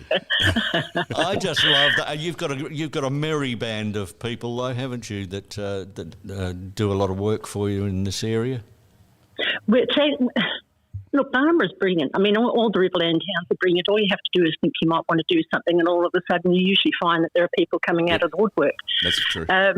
I've actually got a couple of really brilliant ladies helping me at the moment, Vanessa and Jeanette, and they both, it's actually really good because they both come up with different ideas, which is great. And then the exciting part is we've actually got a young person coming on board too, Jenna. And so what we do is we give her a window every Christmas and say, that's your problem. Oh, really? Yeah, I can hear you saying that. Yeah, so can I. Yeah, and it's brilliant. She comes up with the bluey ideas and all sorts of exciting ideas. Isn't it good to get some fresh ideas, though, like that? Oh, and especially from the young ones. Yes. Because they come up with things that are relevant at the moment to little tackers. And, I mean, that's what it's all about. Yeah. But Jenna she comes up throughout the year with different ideas as well, and because she works at one of the schools, she's managing to sort of bring the school kids into it as well. Yeah. Perfect. And that's the exciting part. Yeah, gee. That is brilliant, isn't it? And what I like about it, though, is in a lot of comments we get through the visitor centre is that, it changes. Like we were up here, they'll say, a few weeks ago and after Anzac Day, and there were things in there to do with that. Now it's all changed again. Yeah. So it's an endless job, isn't it? It's a bit like painting the Sydney Harbour Bridge. Once you get to one end, you've got to start at the other end again. Exactly. I mean, as you guys know, originally we sort of started off just mainly doing it at Christmas. Yeah. And then it went out to Christmas and Easter. Yeah. And then it went out to Christmas, Easter, Mother's Day, Father's Day. Yeah. Well, now it's sort of, now what do we feel like doing in a few weeks' time? And, I mean, it's a buzz. And the other good thing is that we've actually got various other groups that have come on board, the guides, the yacht club, the sheepdog trials, Auto Street Party. They'll make contact and say, hey, can we use one of the windows? And that's great. It is. And do they expect you to decorate the windows, though, for them in their theme? You're funny. No. There are a couple of them. For example, sheepdog trials, we usually just do that because that's just something. Whereas the others, if they make contact and we'll just sort of say, yep, that's fine, you've got window such and such in the month of such and such. Okay. Yep. Okay. It's easier that way. Yep. Oh, that makes complete sense, actually. Absolutely. Pass the buck. Have we done a window for different ethnics? Like yes, we did one of the Christmas ones. One of the Christmas ones, the big shop next to the bakery. Oh, we did too. Yes. Yeah, and that was really well received. I mean, going back to when we did the ones for Barmera Centenary, we actually incorporated the various groups because Riverland, Barmera and the Riverland are made up of so many different ethnic groups. You have to acknowledge them because it's part and parcel of our community. Yeah. Without them, we wouldn't have what we have. No. No, definitely not. No, that's right. All They right. add the and it's colour. inclusive as well, so people with disabilities are able to be a part Oh of yeah, this as well. yep. We've got lots of people being involved, which is great.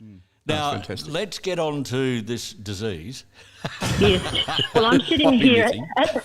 at the moment. I've got Hessian all over it. Sorry, some people call it Hessian. I call it Hessian. I was brought up on a fruit block. Okay. Some people call it Hessian.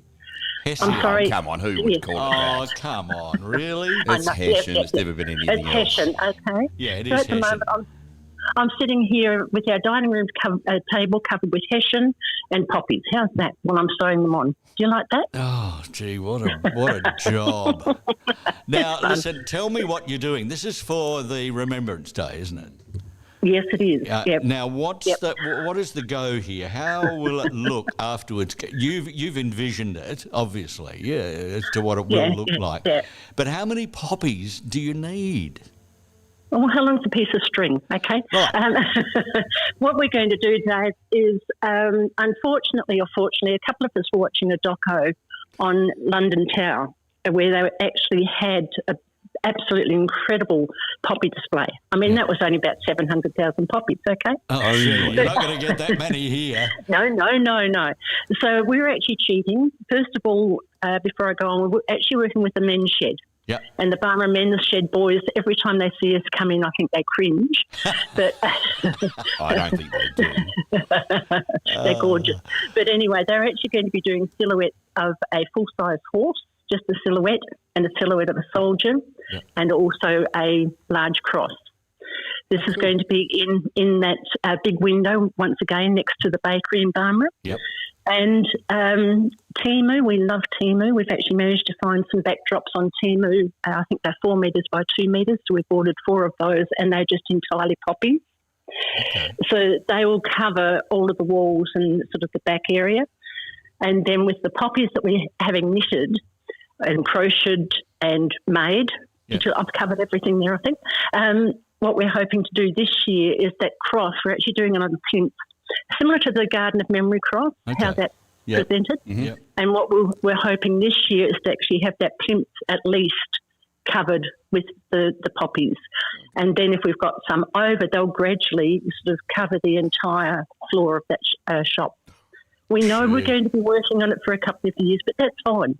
That's what life's all about. Well, it just sounds like a seething mass of poppies. It's just an amazing amount of work. It is. How many people have you got making them at the moment? And you're still looking for more people? Oh, heavens, yes. Come on, Dave. Yes. I started off, I actually go to a craft group over at Loxton every Wednesday, and I happen to mention it to girls there. Keep in mind, these girls, a few years ago when we had the yarn bombing down here at Barmah. Yes, I remember.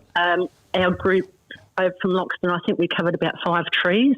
Mm-hmm. So Julie just happened to mention about the poppies. Well, the girls have been knitting, crocheting, except poppies for the last few weeks. I've probably got about 300 or 400 from them. Mm-hmm. There's another group who meet at the Barmah Library every Wednesday. Yeah. Sorry.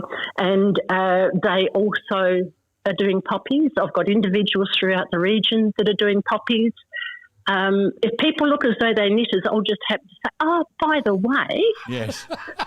So do you guys knit, or do you do either of you guys? No, we were just talking about this beforehand.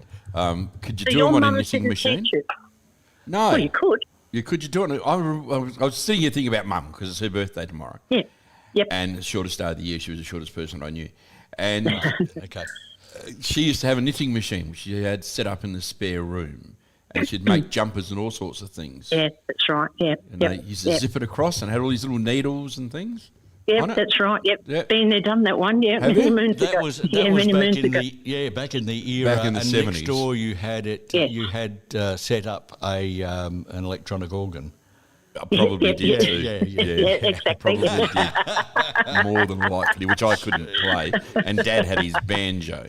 Oh, really? Yeah. Yes. Would have been interesting in your house. Oh, mate, it was noisy. Oh, God. But it would have been fun. Yeah. Yeah, it was a lot of fun. I'll give you All that. right, now, Jules, you're obviously looking for a lot more wool and red wool, of course, and you're looking for a lot more knitters. Yep, So- knitters, crocheters, whatever. Yeah. Dave, just interrupting for a minute. This is the interesting part. Whenever we do anything, you always learn something along the line. Mm-hmm. Now, I'd actually been asking for red poppies. Yeah. People are saying, okay, what pattern? I don't care what pattern, just as long as it's red. If they do a black bit in the middle, that's fine. If they don't, we'll do a black button. Yeah. Okay. Then one of the girls over at Loxton said, Jules, are you going to do purple ones? Oh, yeah, there's a significant thing about So purple ones for the animals. Yes. Yeah. Which to Is me that makes right? sense Yeah. because a lot of the soldiers from overseas, they couldn't bring their horses home, That's so all their therefore dogs. they had to do that. Yeah, they had to do that thing that we don't like, but it had to be done. Yes. Oh, God. So okay, we're getting some purple ones done, and then said, Oh, well, that's what good. about white? And I'm thinking, oh God, but what's white for? Well, okay, they're for the casualties of war, and also that's for peace as well. Okay. And then on Wednesday, when I was at the library, one of the girls said, Julie, are we doing black ones? So Julie's standing there with her mouth wide open saying, what are the black ones for? Well, that's actually for the contributions of the African, the Caribbean, the Pacific Islands, Indigenous people, as well as all of those who've died due to war and its legacy. And then it goes on and on Just and on. grows, But doesn't it? yeah, at the moment, I'm mainly looking for the red, some purple, some white, and some black. Okay. But it's the red ones I need. As I've said to you, Dave, if people would like to donate wool, that would be brilliant. Mm-hmm. I actually had to go and talk nicely to the person at Barmera Central the other day, and they have provided me with some much-needed cash, which was brilliant. Quite all right, Jules. We'll do it again. Thank you. But if people would like to donate red wool or any colour of those wools, please drop it off to the Barmera Library because the girls there, that's where it is. Right. If you have started to knit them and have some there, please drop them off to the Barmera Library. And look, we would love it. I don't care as to what, as I said, I don't care what pattern. I don't care whether it's knitted. I've got one lady who said, I don't knit, I don't crochet. I'll make some in felt. That's fine. Oh, that's different. That's different. I mean, Absolutely. it's just, and it doesn't matter what colour red.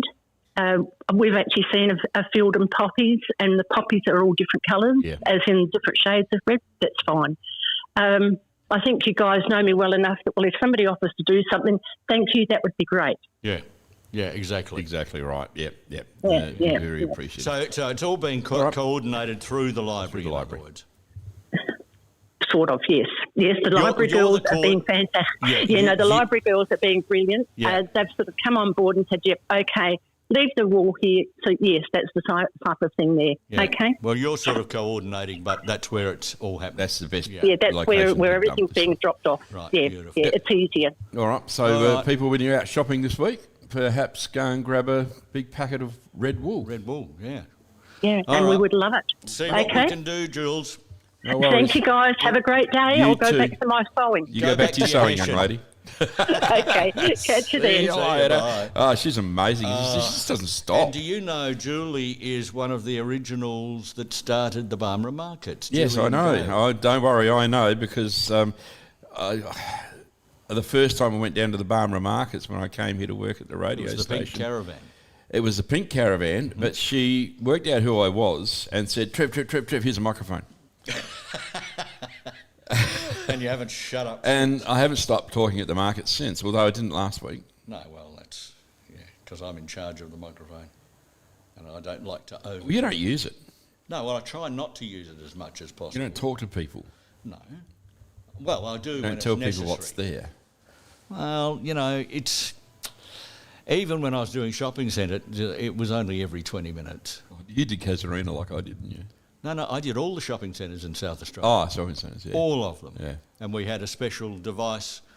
My offsider then made a device that every 20 minutes it would bring the background music down in the shopping Okay, centre, yeah. throw in a commercial, and then bring the background music up. Very clever. And we had cassettes in those days. Cassettes. Do you remember those Oh, things, I remember Joel? cassettes, the damn things. I tell you what, Trev, we had every shopping centre, all of Westfields, Parabanks, Noarlunga, everything. And it was until I found or took over a courier company, it was easier to take it over than it was to explain or pay the bill for having vans running around all over on a Monday putting in new cassettes. So, Yeah, okay, well, I used to do Casuarina, yes, and that was fun. yeah. Not. Well, you would have done that live, though, did you? Oh, yes, it was live. Yeah, see, yes, there was a little Mine studio was all there. dead. I had then, a studio in my backyard. Yeah, and every now and hey, Mark, and we'll come to Mark very shortly because Mark has got to talk a little bit of footy. Okay. But it was just, we used to have this little studio thing there. Yeah. Right, and used to go in and do that. And then every now and again they say, oh, Trev, can you take this? And it was a mobile PA thing. Yeah. And go into certain shops and spruik out in front of the I shops. remember when they used to do that.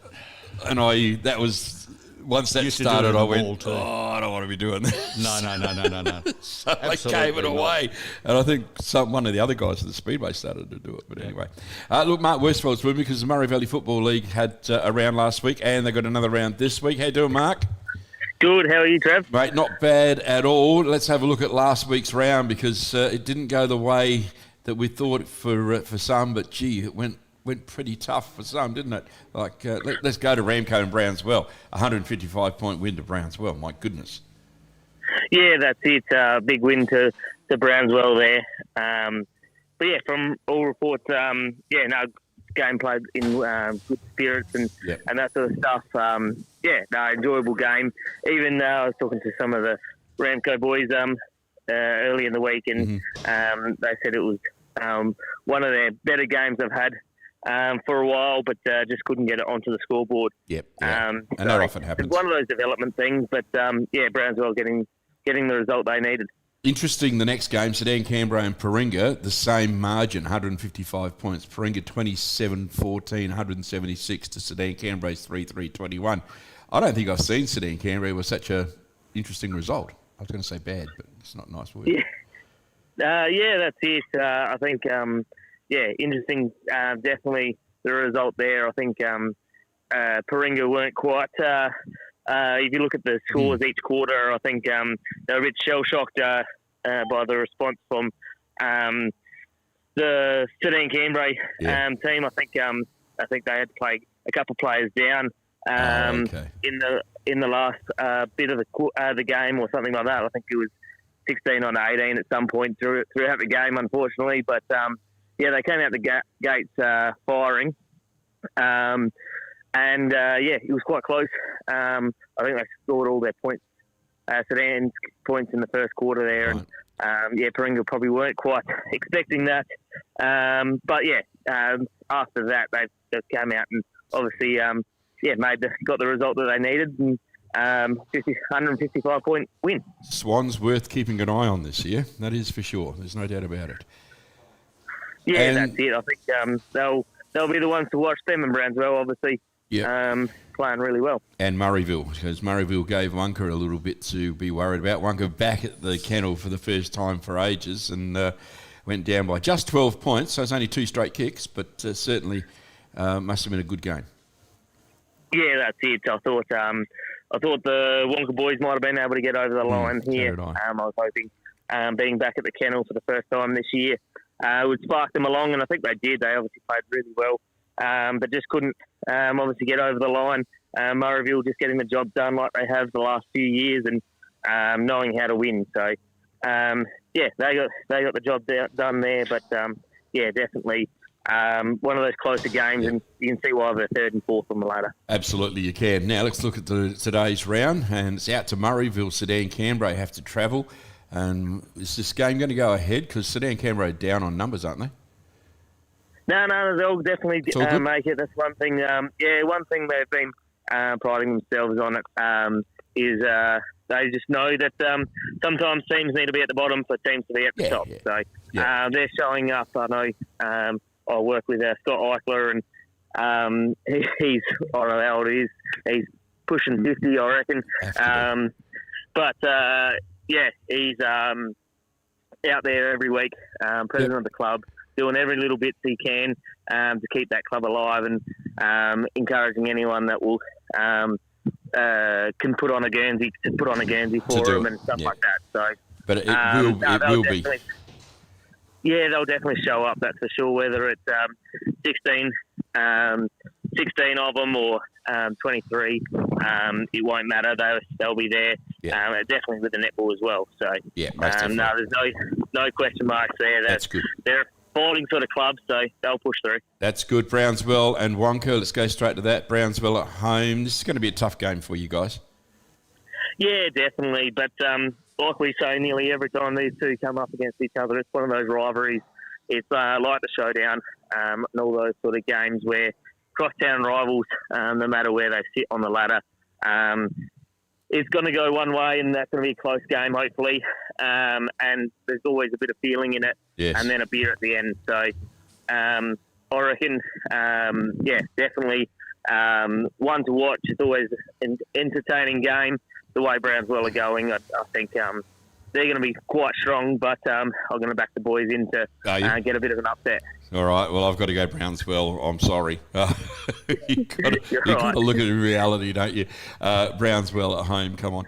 Paringa and Ramco out at Paringa. We couldn't go any other way but Paringa. The Swans, honestly, they are definite contenders this year. Yeah, that's it. I think the same as last week, I reckon. They're just going to come out and get the result, I reckon, here. I hope it's played in good spirits and stuff like that, and they enjoy themselves at both sides, because it is, at the end of the day, community footy, and that's what it's about. So hopefully, Ramco can get something out of it, enjoy their day in some form or another, and get some sort of a win, whether it's a quarter, a couple goals, or just those little things. I hope they can get something out of it. So. Yeah, so do I. So, but Paringa will put on a good showing out there. People go out and support Paringa and Ramco out there. It's a great oval, very picturesque, and they always put on a really good show. The food's great, the beer's cold, and it's just worthwhile being there. Yeah, that's it. I think it's a really large ground. I know that from experience playing out on that other wing. I think we had the joke at during COVID that would need a border pass to play out on the other wing. It's that far into Victoria. Yes. So, it feels that way, doesn't it?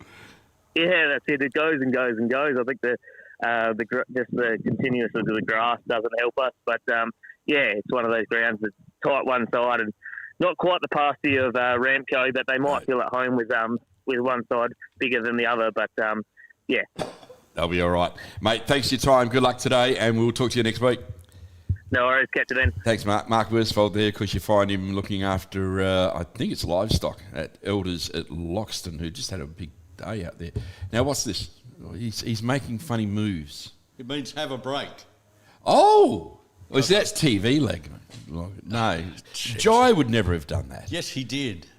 He would have gone like that. No. Jai used to do that. Did he really? Yeah. Okay, I had a hobby guy who was producing for me. Can you remember his name? I can't remember his name. I can't remember his name. No, he moved down wasn't south. Old Peter, was it? No, it wasn't old Peter. Oh, my goodness me. The Over 50s Club. There was more than the Over 50s Club back then. He was our newsman. Top FM in Darwin, folks. He was our newsman, Peter. Peter Scott, remember? Yeah. Was he no Scott, relation. Was he? Yeah, and he used to have carnivorous plants in his office. That's him. But he was a great journo. He reported on what was real. All right, now can we just have a quick break, and then we'll have to get on to talking about the rowing and the Murtho Mowdown if we can. The Murtho Mowdown, I'm looking forward to that. Yeah. Yep. But we need to find out who the hell we're going to talk to, because we don't know. They've been bombarded by 600 people. Have they? Yeah. All right. Well, we'll try and do that. Also, we've got to do something else. What else is it? Oh, yes, I've got to call Cole and find out what's going on with footy in his world as well. So there's always plenty going on the show. There is. We don't muck around. We make it happen. This is the babe, with me, you close the door on everything we could have been. Don't go thinking we could be friends. No, you can't bring us back from the day. 'Cause when you know, and when you don't, when it ends, it ends. When it ends, it ends. I really thought we might have been it, so my heart was shattered when it took the hit. Oh, I can't imagine doing all that again, even for one night to see where it went. Here's the thing, you made your bed, I just got your stay out of my head.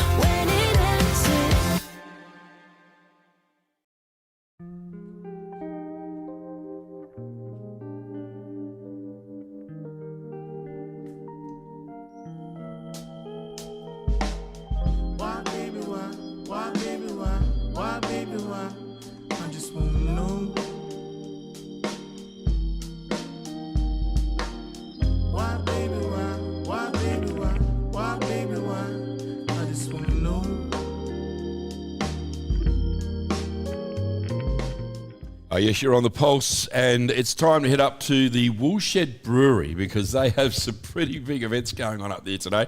In fact, it's rowing and also lawn mowing, and Crazy. neither one of those fit together, do they?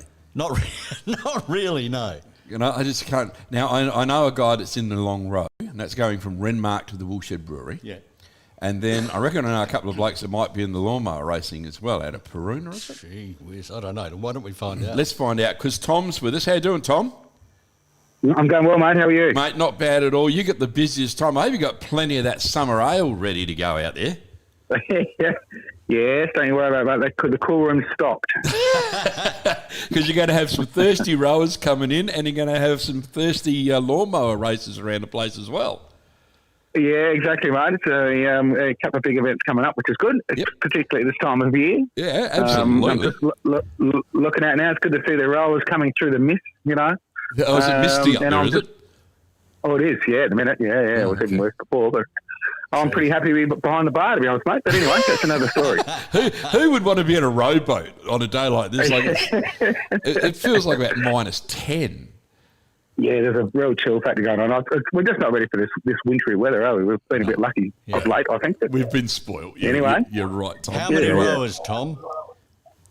Now, I haven't had to find a count. I know it's at least 300. I've got 59.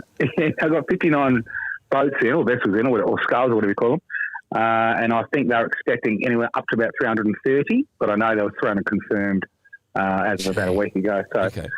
Pretty impressive numbers, these guys. They've done a great job, and they've come from all over the place. They tell me we've got a couple of crews from Sydney Harbour. I've seen some merchandise here from all over the place, basically. So, credit to the Renmark Rowing Club. They've done it's a great event, and they're doing a great job. It always is a good event, isn't it? How long is the course, Tom? Well, it's 36 kilometres river case from Renmark to here. Yeah. And they've got 2 sort of stops on the way. I don't know how they coordinate that, but so yeah, it's a fair effort. Especially when it's misty and cold and rainy. Yeah, but they're not going to feel that after they've been rowing for a little while, are they? I know. We'll ask Tim Pfeiffer next week when we see him. Yeah, double check that. I suppose it's much better than it being 48 degrees, isn't it? Well, yeah, absolutely. Yeah, much rather this weather, and then at least they can get there. They can, warm up with a nice summer ale or whatever. You've got some great beers there, so warm now, up. this is open to the public, Tom, isn't it? Yes, mate. Yeah, it's open 11 to 5 as per normal. But these guys have obviously got. We do a bit of a sponsorship drink deal with them for those who complete it. Yep. And we've got Timber and Flame, the wood-fired pizza guys out here, cranking out some magnificent pizzas. It's all happening, as they say. Great food. Oh, and you know what? It just started. The sun just came out then. We've had the same here. We sent that. Yeah. And the sun's out here. Us, haven't you, boys? Sun's out here in Barmah as well, seeing little bits of blue sky between the grey clouds. So absolutely. The day's going to be perfect. Now, the lawnmower racing, let's talk about that, because that's pretty exciting stuff. Well, sorry, I just missed that last bit. The lawnmower racing, that's pretty exciting stuff. This is what, year 2? Yeah, look, it is. Year 2. So we did it last year, not really sure what to expect, but it was a cracking day. Yeah. And again, a great group of people involved in the South Australian Lawnmower Racing Association. So got on like a house fire with them, and we sort of, it's a bit less stressful this year. Last year we had absolutely no idea what we were doing. And this year we've only got a little bit more than that, but at least we've got a track to work with, and we've had all this rain. Last year it was so dry that we were spending like every day putting water on this track, and I think now it's going to be the other way. It's a bit too boggy at the moment, but I'm sure that'll dry out. Now listen, is this ordinary lawnmowers, or are these souped up lawnmowers, or what's the story? Yeah, if you picture an ordinary lawnmower, it's the exact opposite of that. That's probably the best description I've heard. The exact opposite of the ride on a lawnmower that your dad uses.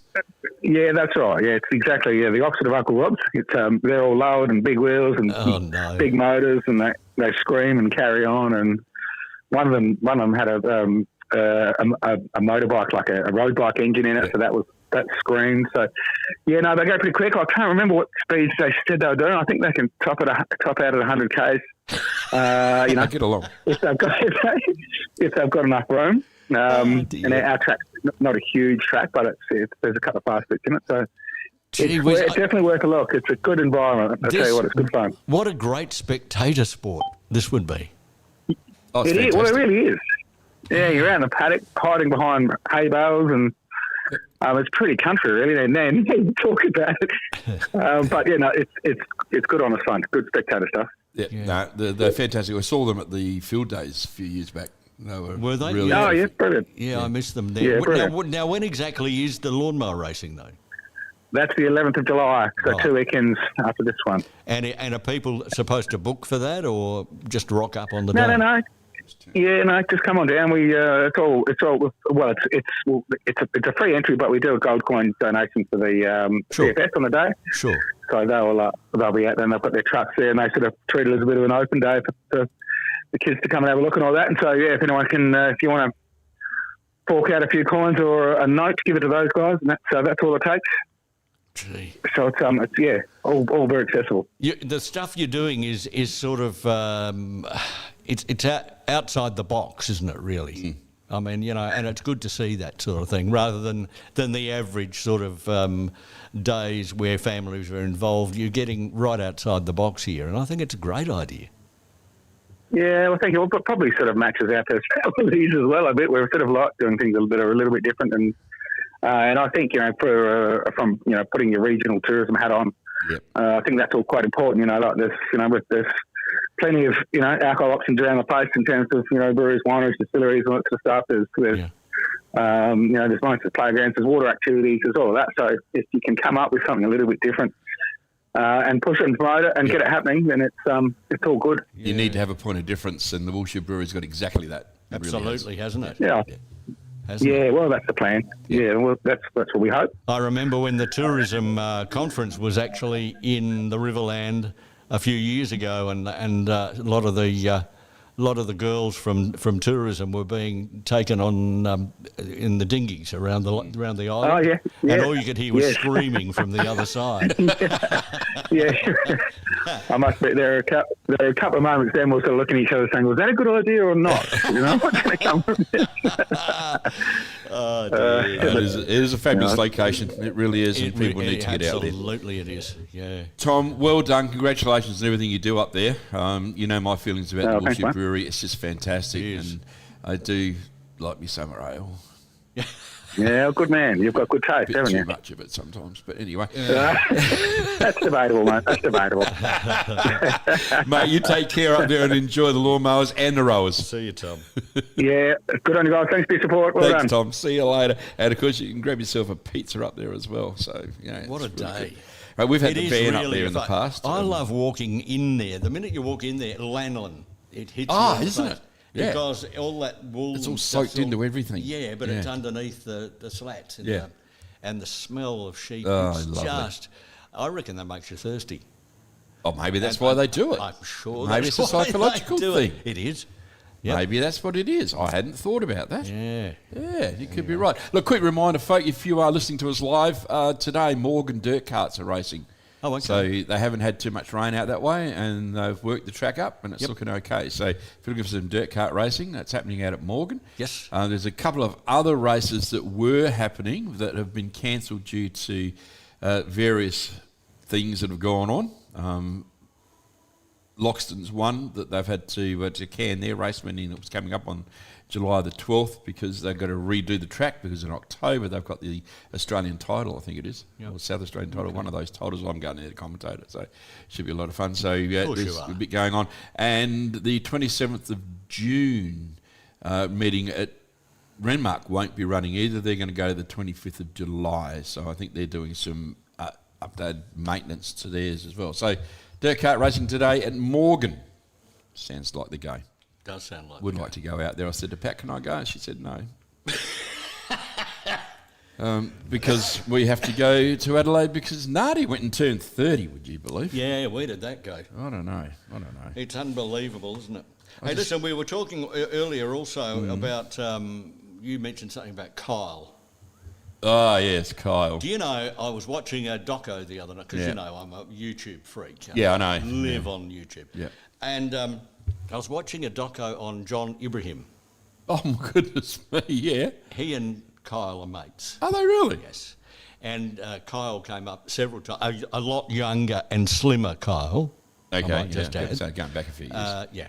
Came up with John in the pictures around King's Cross. So what does that tell you? It tells me. I don't know what it tells me, and I'm going to say. No, I've got a lot of time for John because John, John's fine, but his business brain is just second to none. You know, he just never got involved with all of that other stuff. Yep. And he was always on the door or outside. Never gave interviews. No. And you know, they'd walk up from Channel 7 or something, and he'd say, "Come on, guys, you know I don't do interviews," you know. And he's just such a level-headed bloke, straight. and apparently he's not worth very much these days, about 100 million. 100 mil? Yeah, okay. And it's all through real estate around everything he made. He plugged into real estate in the eastern suburbs. Yeah, smart man. And he knew which was going. But the way they were talking on this doco, they were making it sound as though King's Cross really is not that vibrant anymore. Now, I haven't been to King's Cross. I used to go a lot when I was younger. I bet you did, yeah. But haven't been my for place. years. But I can't imagine that it would stop being glitzy. And he owned 40 nightclubs at one stage. Look, it would depend on how things are going there. You know, when infrastructure goes into decay, starts to get ugly, not being maintained, that sort of thing, well, then people drift away from it. And you just don't know what it looks like at the moment. And new areas grow up. Yeah. You know, a bit like Hindley Street. No one goes to Hindley Street anymore. Do they? Don't they? Oh, have you seen it? No, I haven't been down Hindley First Street have since made I it used to almost- work at Jules Bar. Oh my God! They've narrowed the street down. There's nowhere to park, and you can't. They got speed humps and all the rest. So it's hard to drive down. It's just not worth it. And then there's really nothing happening there anymore. It's sad because it was the place we used to go to every Friday and Saturday. I used to work. I used to Nightclubs do 8 till midnight at the old Colonist Tavern on Norwood Parade. Yeah. Then I'd finish at midnight and I would start. This is DJing, and I'd start DJing at Jules at 12:30. And go through till 6. Yeah, there you go. Then I'd go home and have a shower and go to work. Yeah. And I did that 3 days a week until eventually I nearly fell over because I was just exhausted. So Because you were I worn gave out. away the day job because it didn't pay as much. Well, that's true. That's true. And that was back in the George Polites. I must admit that my DJing did pay more than my panel beating back in the day. So there you go. That doesn't surprise Cole me. Milburn, how are you, buddy? G'day, Trev. How are you? Mate, I'm doing all right. Hey, look, just quickly, I'm looking for some feedback. We're on the World Wide Web. How'd you go with the little incinerator thing? Tim Pfeiffer didn't have enough time to have a look at it, No. but they were here. Yep. They went and did the demo down at not Talumbin, Blanchetown, just south of Blanchetown, did they? Okay. Swan Reach. Swan Reach, They yep. did the demo there, and I've got all the photos and video and all Excellent. that sort of thing, which I've sent in to him. Yeah. Excellent. See, what we're talking about, Dave, is, and to everybody else who may be listening to us at any time of the day, is the incinerator, thousands, incinerator that takes rubbish and incinerates it down to nothing. Oh, really? Yeah, they're called gasifiers. Gasifier. And they burn from 600 degrees upwards, Trev, and they turn everything into biochar, which is a great fertiliser. Okay. It's so if you got a rubbish dump like a council, you get one of these things and you burn everything that you can. You can sell or give away what the end product, but you know people will pay for it for fertiliser. Yeah, right. Okay, so it's something new. This is this recycling thing getting better and better. Yeah. You know, we're Yeah, pretty well, smart. this is recycling, but there's other ways to do it. I mean, a lot of the rubbish could be just sorted and distributed back, like cardboard and paper can we're go doing back that. to make more paper. You know, those sort of things. But this is the next step. So anything you've got, and there's even gasifiers that can burn metal and gases and all that sort of thing. But they burn around 1200 degrees, which is. But the one that came through here it burns at about 600 degrees, and that will burn most things. Yeah. All right. Well, that's completely aside from what we're talking to you about, but I found that really interesting That when I did is a bit of reading on it. So, so well done. So the Berry Council and all three councils will need to look at that. Let's have a look at last week's round of Riverland football because there were some prizes here, including a draw. Yeah, we haven't seen a draw for a while, and The weather last week, I think all the games were pretty close, but that one there, just no one could get the odd point to get them over the line. So first draw for you. Yeah, so 46 all, Berry and Barmera. That was also the Fisher Cup, and so that was retained by Barmera. Yeah, whoever had it. It was Barmera held it. Yeah, so it was retained by them because they were looking after it. So an interesting draw there. Waikerie, Loxton North. Loxton North came out on top by just 2 points. Yeah, well, that'll put a lot of interest in the comp now because Waikerie undefeated before that. Yep. Loxton North went down there and beat them on their home ground, so everyone else will be trying to do the same thing. Yep, I didn't pick that one. And Loxton, the Tigers, had a big win, 31-point win over Renmark at Loxton. Yeah, well, I was working there on the barbecue and I did watch a little bit of that, and Loxton seemed to handle the conditions better. It's still a close game for most of the day, but Armfield, the centre forward for Loxton, he's starting to hit his straps. Right. And he kicked 3 goals and it was a very close game up until that last quarter. I think they kicked away, yeah. Yeah, there you go. So round 8 today, Renmark and Waikerie at Renmark. Can Renmark get a win? Ooh. I've picked Waikerie. Yeah, I think I'd stick with Waikerie. They'll be smarting after that last week. And Renmark's form hasn't been that good, mind you. They were in it for three and a half quarters against Loxton, so... I wouldn't write them off at home. Oh, no. But Waikerie the conditions last week probably didn't help them, and it's a little bit better today. I'll go with their recent form and stick with Waikerie. Yeah, I've had to. Yeah, we're not going to see the rain today, I don't think. It's starting to break up now. Berry and Loxton. Look, I've gone Berry on this one, but, gee, this is the game at a round as far as I'm concerned. Yeah, well, I'm going to head down there shortly. Loxton, good win last week. Berry, a draw. Berry have been getting better each game. Yep. I think Menchella in the ruck for Berry. That's why Loxton improved a little bit. They've got one of their ruckmen back. Just trying to think of his name. I know him really well. Anyway, they've got 2 rucks now, Loxton, and that helps out quite a bit. Yeah, Carter Wright is the other one. Oh, yeah. And he can drift forward and kick goals as well. So can Durden, for that matter. And with them down forward, 2 ruckmen, that releases someone like Shay Lange to go back to the back lines where he's been playing forward and missed a few goals. Yeah. So if he goes back and all that sort of thing, I think Loxton... look a better side with the ins they've got, and they've got Bibby, the new bloke, playing really well in the centre with Harley Campbell and all that. But Berry's midfielders are going well, and their ruckman's going well. So, I'll stick with the Tigers. As I said, I'm going to go down there, and I think the way Loxton handled Renmark last week, I think they might just get up. Yeah, okay. Well, I'm just going on the home ground advantage here for Berry, and it is my area. Loxton North and Barmera Monash. Interesting game here. Yeah, well, Loxton North will be cock-a-hoop after knocking off Waikerie, and I think, regardless of where this game is, I think they'll continue their form because when I saw them play against Loxton, they weren't far away from Loxton that day. All the games have been close this year, really, Trev. There hasn't been too many blowouts. And Loxton North have got 5 in a row or something, I think. So winning form, good form, and I'll tip them to win again. Yeah. I've done that as well. Loxton North at home on that windy hill. It'll be cold, but it doesn't look like there's much wind around. And Barmera Monash, I don't know, they're on hot and cold, aren't they? Yeah, well, I'm not sure if they've got all their players playing, but they're certainly not the power they were last year. No. And that could be due to personnel changes or whatever. But they're still playing reasonable football. They're not getting beaten by much. So a lot of experience in that team with your Butterworths and Bonnie, all those types of players. Yep.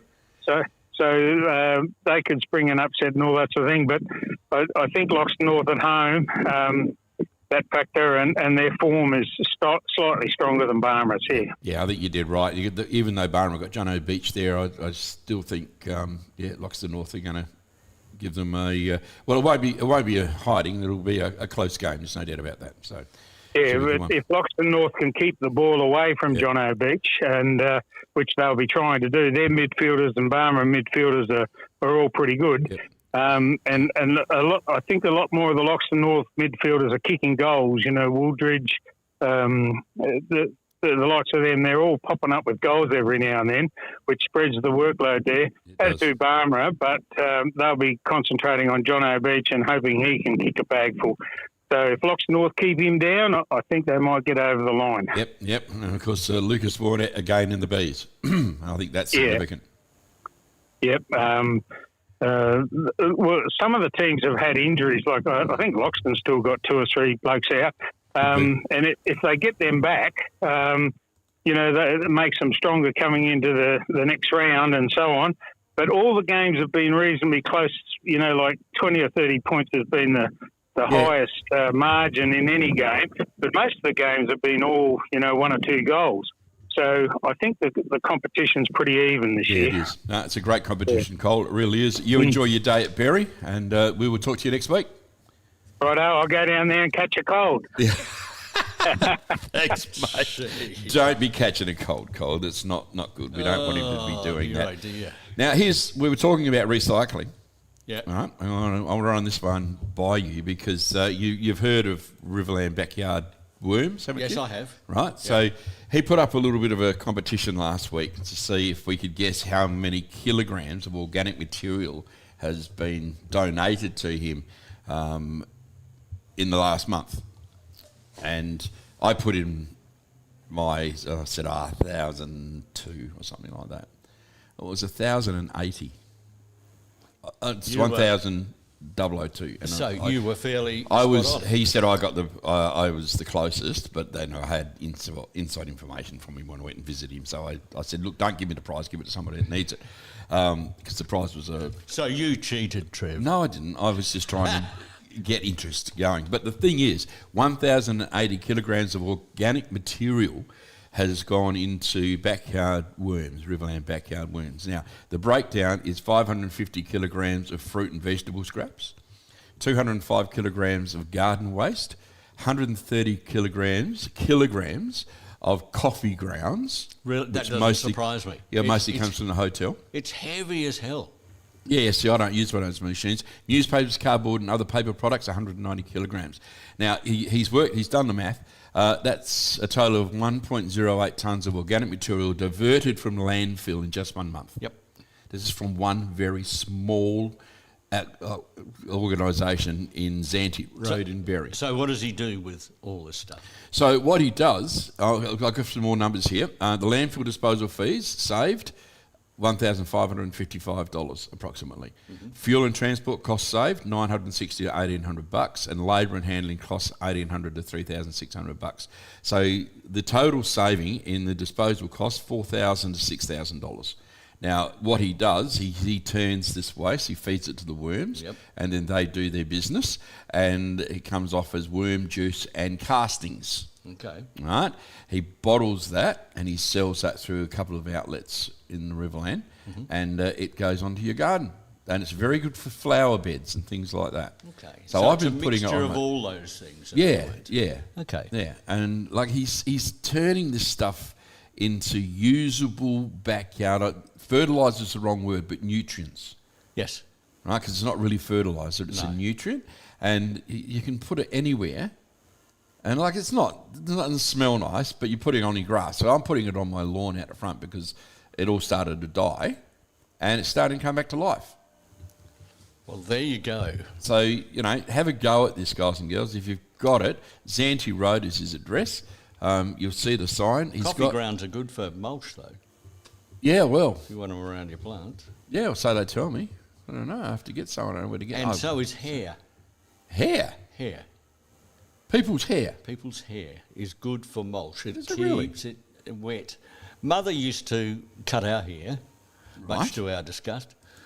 Because it was a bowl job. I've got to say, with a bowl and of scissors. Yeah. But she used to, all the hair clippings, Dad, my sister, me, all went round the roses. And the roses looked so healthy. It was incredible. Yeah, so Pat's using a lot of this worm juice now on all of her herbs and stuff that she uses for Pat's Sly Kitchen. Yeah. And they're booming.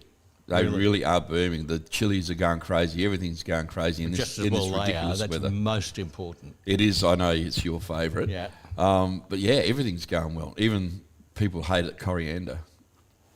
I don't mind. You know, I used to hate coriander. I don't know how. It's not that bad. I love it nice. in and Thai basil. I love it in food. In these, like it's perfect in Thai food. Yeah, it is. Yeah. You know, and any Asian food for that matter. But just to eat on its own.